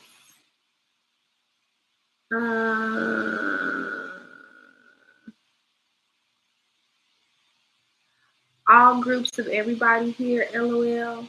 Oh, in Seattle, I'm down for it. So that means that's a lot of good ass food over there too. Come on through for the food, cause that I'm trying to go to the market. I'm trying to eat. Okay. Seattle lakefront is nice. Crazy Bubba said yes. Okay. Emily said, Courtney, I wear shirts, pants, dresses on my head too as wraps. Looking good on you. Yes. Thanks, boo. Girl, yeah, because I'm interested in packing light. Like I did used to travel very heavy. I had these big ass luggages and I just really got tired of that. And for a very long time, I've been like processing what I pack and just like, going deeper because I just am like, yo, I'm tired of packing frivolous shit and just I need to pack more mindfully, or that's my desire. So yeah, it's really important to me that I'm able to use my clothes in many different ways. So I'm real thankful for this skirt that I found. I got it in Kopi Yang and it's gorgeous. It's like a tulip type of skirt, but when I do it as a wrap, it's real pretty because it kind of gives me like these little, it just gives some cute character on my head too. So thank you, girl. I like it a lot too. Okay, so these are my questions for research. Okay, before I go, I'm also going to drop these in the comments as well. So for anybody who has an answer to them, you don't have to answer these questions right now. You can answer them now if you feel so called to, or you can answer them later on if you want to take a moment to think about it. But I do need y'all's help because again, it's like I realize that I have something to say, and what I have to say is valuable. And I also realize that y'all enjoy me being here and y'all enjoy me showing up however I desire to show up. And I really appreciate that. Thrifty said food is everything, baby. Yes, okay. And I know you eating good too, because well, I don't know. Are you eating good over there in Mexico? Because when I went to Mexico, I was only there for a limited time. Like I went there on a cruise. So when we dock, we only have like less than 24 hours. But every place that I ate at, it wasn't quite doing it for me. And I was just like, no. But see, I think it's more so because I'm used to Tex-Mex, which is a bit different. But I just have higher hopes. Like I know that there's some blessings, some food blessings in the Mexico borders, but I hadn't found it during that short stint that I was there. So I hope you're eating a lot better on your road trip than I was, because honey, I wasn't really we was eating on the boat. When I was off the boat, we was drinking tequila. Okay. It was only tequila. Everything else that we ate was trash. Everything else. She said, I need to learn how to rap properly. Maybe I'll do the tutorial. It's not that difficult. It's really not. It's just how you maybe I'll do a tutorial. Maybe I'll do a tutorial because I love a rap. And I love a rap. I love a rap with all kind of things, honey. I be wrapping my hair. Like today I got a skirt that I'm using to wrap my hair. Sometimes I wrap my hair with tights, a little leggings.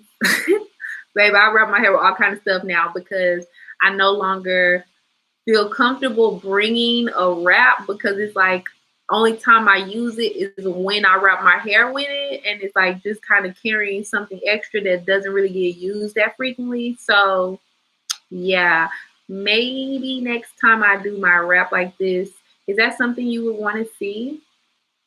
Is that something you would want to see, Thrifty? Okay, so let me go ahead and put in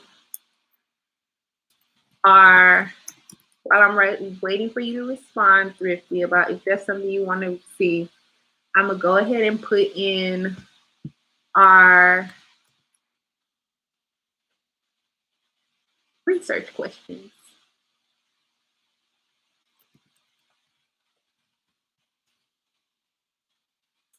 I'm not really growing my hair out right now. I be wanting to cut this shit off. I be having these moments. Sometimes when I'm feeling sad, sometimes when I'm feeling overwhelmed, just at different moments where I just be wanting to chop it all off. And right now, I actually need a haircut. I haven't had a haircut in a minute. I have not had a haircut in a minute. Like it's been probably a couple of months since I had a haircut. And I need a haircut. And yeah, I'm not growing it out. I need a haircut, and I haven't got a haircut yet because one is not a lot of people here on the island who I really trust to cut it. It's still like I need to test out some people. And two, financially, I've just been focused on paying off the things that I owe. So I haven't really yet had the extra money to do that. I've just kind of been like, making money and putting it towards debt. So, and bills. So, thank God for the abundance that is coming to me. Yes, indeed. Right on time. Um,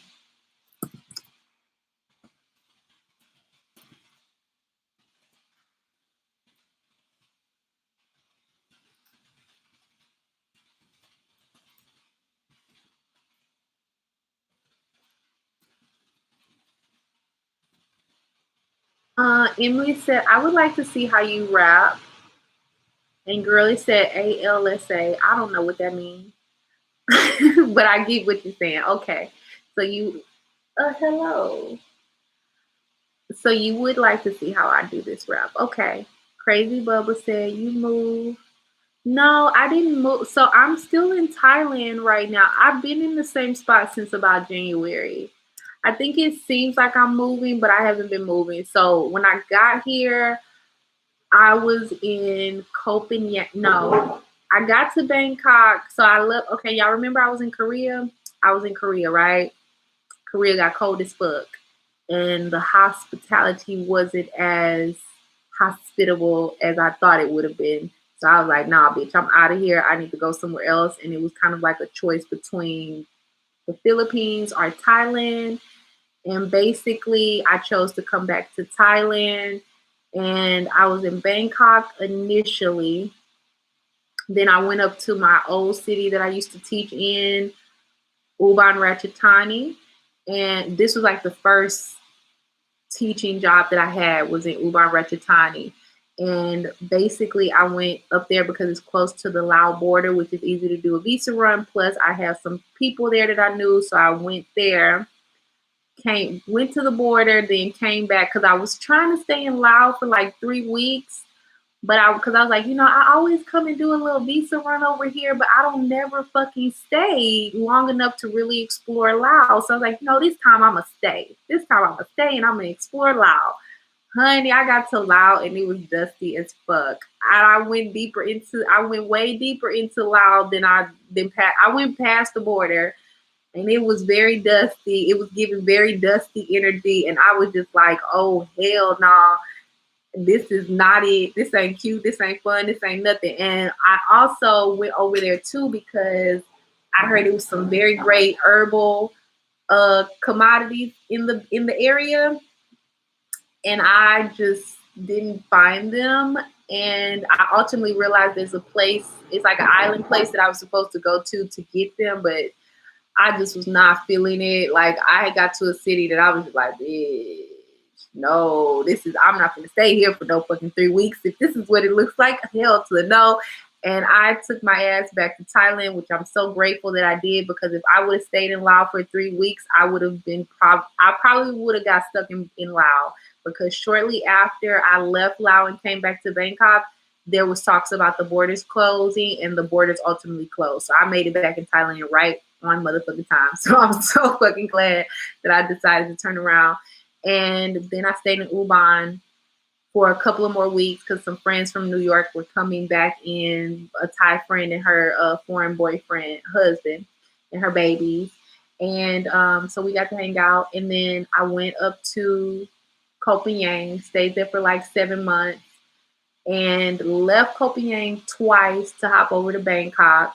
First time it was great. Second time it was a fucking tower moment. Had a lot of lessons. And then I left there because I had to get out of that fucking energy. Because I was feeling suicidal and everything. Not that I would ever commit suicide, but I definitely was still, not to alarm y'all or worry y'all, but I was, what the fuck?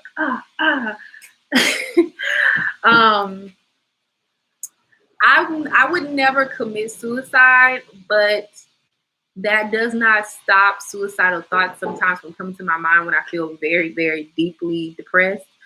But so it's not, I don't want y'all to worry about that, but I'm just being honest about what my experience was in that moment. That's how deep in that tower moment I was. I was feeling so fucking disgusted. And ultimately, I needed to get up out of that energy. So I left and I went to Koh Mak and Koh Chang, which are like kind of secluded islands that people rarely go to because they don't have ATM on the island, and because it's just a different type of island scene. It's a cool place, but it's different. It's like small town island vibes, but it's beautiful there, and it's owned by one Thai family, not one Thai family, it's owned by a couple of Thai families, but it's kind of like that untouched secret type of place that not a lot of people go to or know about, but still wasn't quite my vibe. So I went there for a little bit. Koh Chang was kind of like shut down in a weird way. Like it was hard for me to find food on that island, and I was like, girl, no. Realized I had a friend in Koh Mak who had a resort. So he was like, look, you can come stay at the resort. Don't even worry. And so I stayed there for maybe about a week. And I was thinking about staying there longer, but I realized that that small city vibe was a little too. It's not a. I don't like it when it feels messy, or when it's like everybody watching me and trying to figure out my business. Like it was, so um, I left there and I went back to Bangkok for a little bit, and then as my earliest fucking financial convenience, I fucking left there and I came back to this island end, which is Coast Koh Samui, which is not too far from, like literally it's a ferry ride over to Koh Phangan. And I've been here since January. Yeah, so we're going on a little over 6 months now. I'm really looking forward to getting to Chiang Mai because I've been wanting to go up there for a while, but every time I wanted to go up there, it was like rainy season. It was rainy season and not rainy season. It was burning season, and nobody really wants to go to Chiang Mai during burning season. That ain't quite the vibe. Um, okay, I think I got all the questions almost.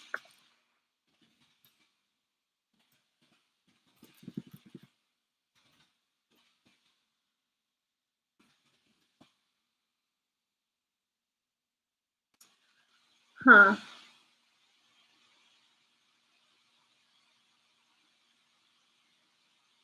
Oh, Thrifty said she did a version of a t-shirt, headscarf. Yes, teach me to do hair wraps, please. Okay.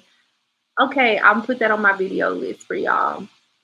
Look, I'm not promising no dates, y'all, because we're just now getting back in the flow of showing up here again. And I have given myself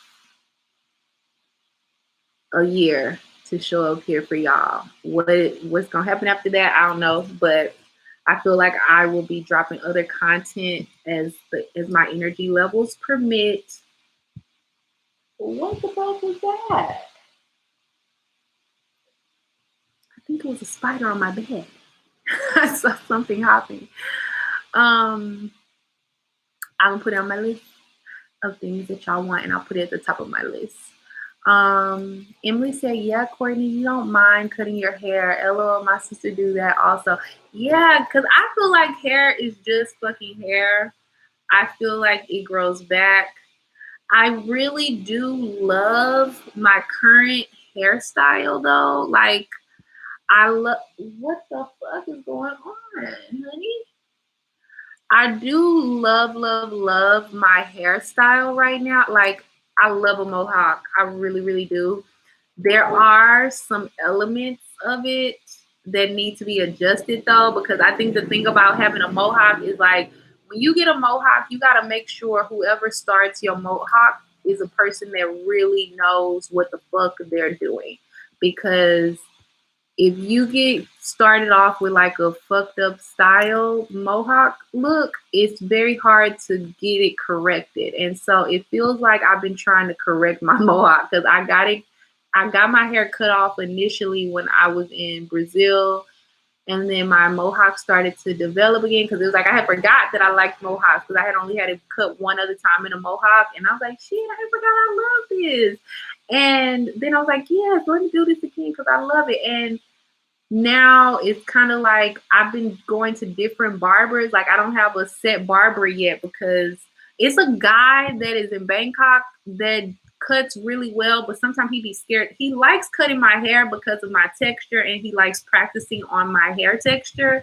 But sometimes he be scared with his clippers because he's not familiar with like cutting my texture hair. So sometimes he be a little timid with the clippers. But I was like, baby, if you don't get up in there, you can't get it.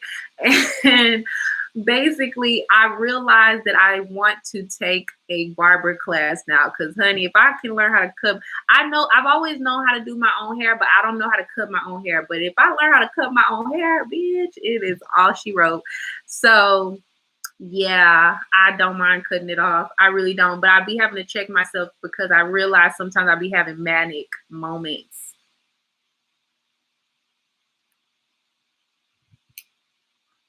Okay. Emily say yes. And thank you for the no pressure on the video. I appreciate it. Yeah, y'all, I have to take my time. I don't want to overcommit to anything, but I am paying attention to what y'all want. But I realize that I don't want to just jump in and like start creating a bunch of different things, because I did realize, it's like I didn't know that I had hit a burnout. I didn't realize it until I didn't realize it until maybe a couple of months ago. I was having an aha moment, like, damn, I got burnt out. That's what the fuck was going on. That's why that was happening in the way that it was when the pandemic first popped off. So I don't want to like overcommit myself or overextend my energy, because again, it's like, honey, I gotta take care of myself. Okay. And I am moving forward in ideas that pull in more finances for me. Like, granted, I don't mind showing up here for y'all every Saturday for now and tapping in and sharing my insight and doing this. But, you know, for me, YouTube does not bring in a livable wage for me right now. You know, like, this is not a place where if I spend all my energy here, I can guarantee that I'm going to reap enough resources to pay for my accommodations, to pay for food, to pay for transportation, or even to save money to move me forward. So I feel like it's very important for me to be mindful about where I'm dispensing my energy right now. And to be honest with y'all, part of me being burnt out and very frustrated with my progress in the past was because I did feel like I was doing a lot of things to not only share my energy, but also to take care of myself. And I felt like I was doing things that wasn't resonating with y'all. Simply put, it wasn't resonating with y'all. And what y'all seeing over here? Hold on. Oh, Crazy Woman said, yes, I remember. And you don't like the cold. Yes, y'all know that cold weather, baby. I like living in the sun. Okay. Sun is shining. The weather is sweet. It's my vibe, okay? It's not like Texas at all. I would go back to, I like fall. Summer is my favorite. Fall is also a go for me, but the winter is like, oh shit. It's not like I won't do it, but it's not something that I readily go towards. I like tropical climates the most. So yeah, it got too fucking cold. When they started pulling out boots and motherfucking bubble coats, floor length bubble coats, and fucking pocket warmers, I was like, oh, that's my sign. I got to get up out of here. And it was freezing. I don't think I had ever hit no cold like that before. It was fucking freezing. Okay. I was layered up with everything, honey. And I did not have the appropriate shoes, honey. I had like some slides, and some socks. It was not right. I had to get up out of there. But I would go back. I would do the fall in Korea, because I don't know if the summer there would be ideal, because it might get too hot. But I feel like their fall would be a cute time to go to Korea again. It's okay. We're here for you. Oh, thank you. Thank you for showing up for me. Thank you. Crazy Bubble also said, got it. A million people to feel happy with YouTube. Yes. Thrifty Simplicity said, limited access makes something more valuable. I agree. I think, and you know, I don't think it really makes it more valuable. I think it just makes it more exclusive. It's kind of just that energy of, I'm not showing up everywhere every day with all this energy. And I just remember there was a period of time where I was like, girl, I remember there was a time I was trying to do YouTube daily. Do y'all remember that? When I was in Vietnam, I was trying to do vlogs daily. Oh, girl. There was a lot going on. My spirit was like hell to the no, and what the fuck? And geez Louise, you got to give us some rest. And ultimately, my spirit took the rest that we needed when the pandemic popped off. And yeah, I think this is why this survey is really important, because right now it's like it's not only important for me to show up and give, but it's like, I also need to take care of myself, because again, it's difficult to show up here if I'm not eating. It's difficult to show up here if I'm worried about how to pay rent. It's difficult to show up here if I'm wasting time creating things that y'all don't want. So I feel like if y'all willing to be honest with me, I'm willing to do my best and tap in and create things that are useful for y'all. So with all that being said, let's answer Crazy Bubbles' last question. I'll read his last comment, and then I'm going to walk y'all through the survey. And again, y'all can respond to the survey however y'all desire, whether it's right now in this moment or whether that is taking time and later responding, whatever. I will read all the comments, okay? Crazy Bubble also said, but that club was good, was going good. What club are you talking about? What club was going good? What are you talking about when I went to the club in Malaysia? Or are you talking about my accountability clubs? What club?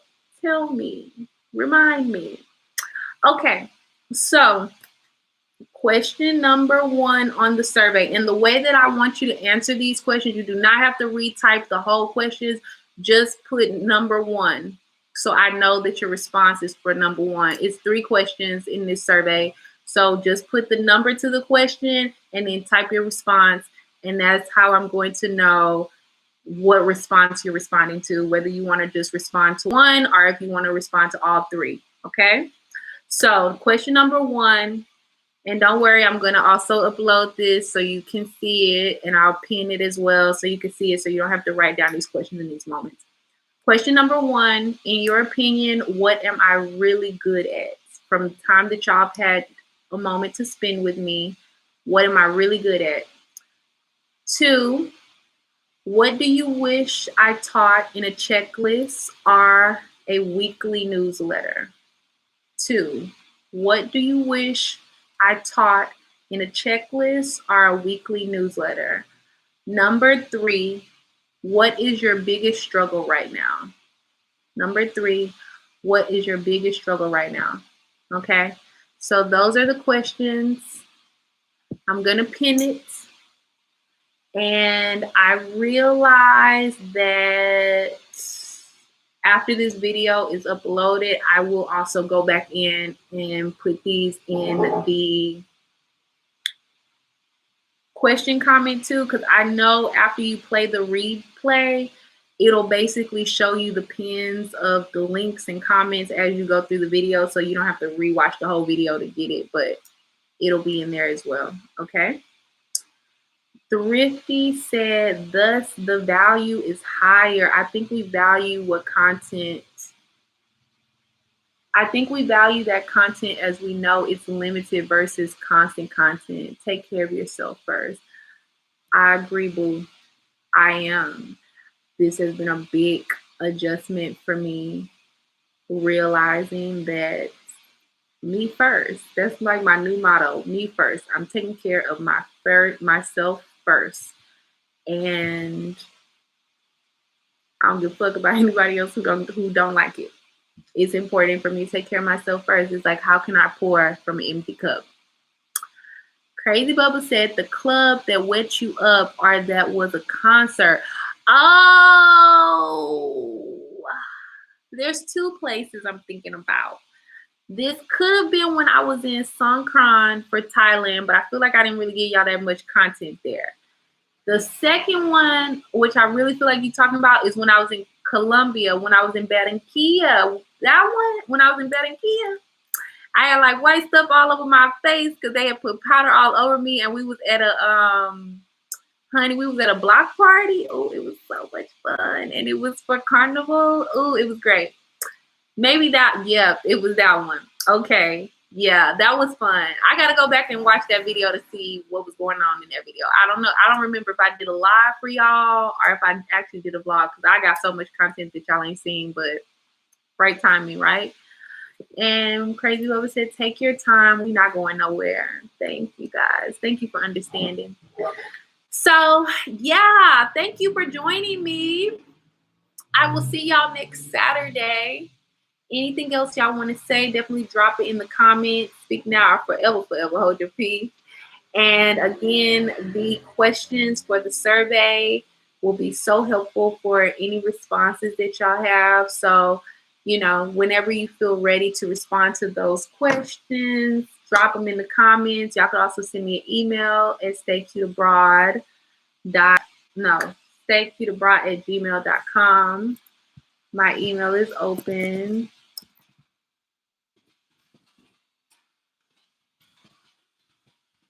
Okay.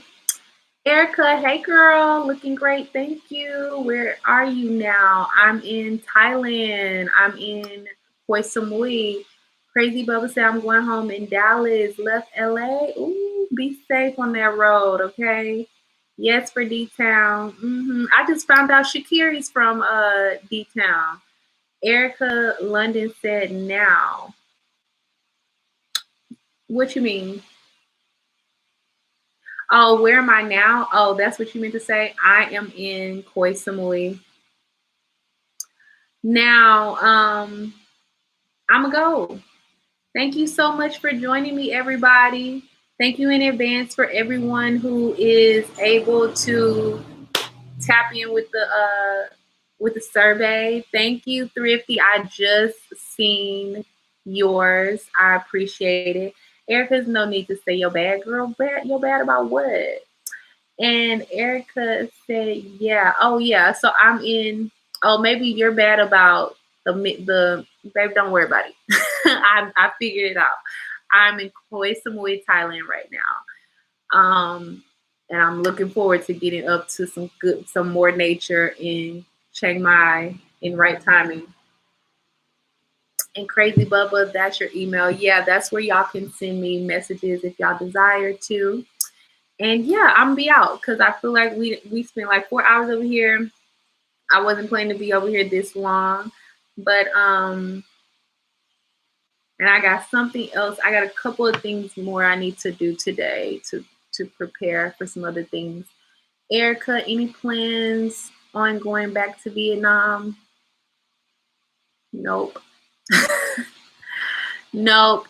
I really love Vietnam, but ultimately I got burnt out when I was there last.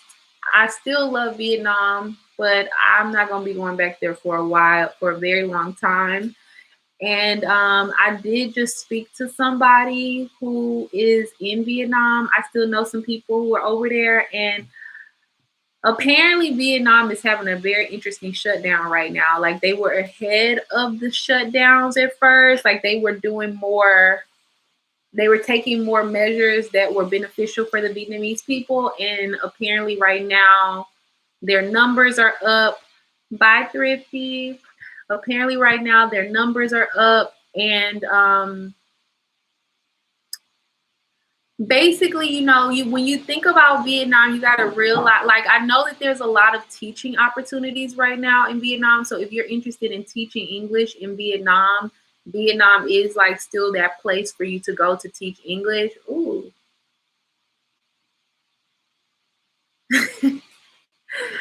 Okay. Hello.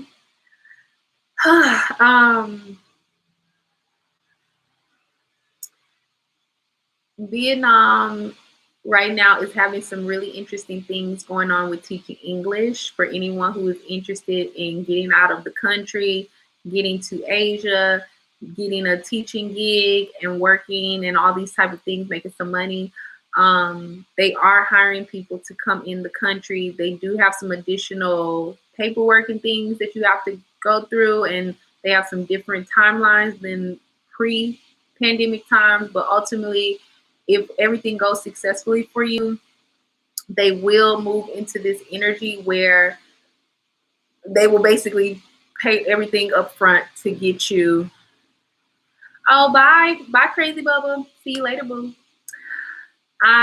They're going through some interesting things to get you into the country. So you don't have to really pay for anything up front to get you there and to do the quarantines and all that kind of stuff. But it also is very important that you realize most of Vietnam is city like. And right now I realize a lot of the cities are being impacted the most because there's not a lot of nature places, and a lot of things are shut down. A lot of things are shut down. So when I talked to somebody that I know up there recently, they were telling me that things basically got re-shut down, and they even shut down. I want to say Da Nang may be back open. Like if I ever went back to Vietnam, I'd go to Da Nang, and or I go to Hoi An or in that area. So Hoi An, Da Nang, and it's another place. It's like three cities that was right next to each other in the area of Hoi An. That would be the area that I would go to if I did go back. But I realized that basically that area had been shut off to travel for a bit. And right now, all of the other city places like Ho Chi Minh and not Hoi An, Hanoi, are on different lockdowns, and they put them on a weird lockdown where they're saying like it's not like they can't go out. They can go out, but it ain't nowhere for them to go. They can't even go to the park. And when I talked to this person recently, I was like, I just remember how lucky I am. Like I literally live across the street from a beach right now, and I'm so grateful. Like I literally can go walk in the grass right now. And I know how important that is right now for this pandemic. And, it's important to be able to get rooted and grounded in nature, and to be so close to nature right now is truly a blessing. So, nope, I don't see myself going to Vietnam anytime soon. I don't even know when I would possibly go back there. Nope. I spent a good chunk of time there. I was in a lot of pain while I was there too, so I'm not in a rush to go back. But I do love Vietnam. It's dope. Okay, last round, y'all. I'm about to be out.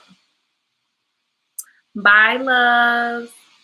Yeah, sending people back home, Vietnam. Some are upset because they are forced to leave. Oh, some people being forced to leave. I didn't realize that. I didn't realize that.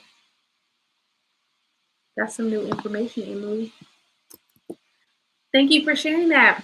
Okay, y'all, I'm out. Thank you for joining me. The live will still be up if you want to rewatch any parts.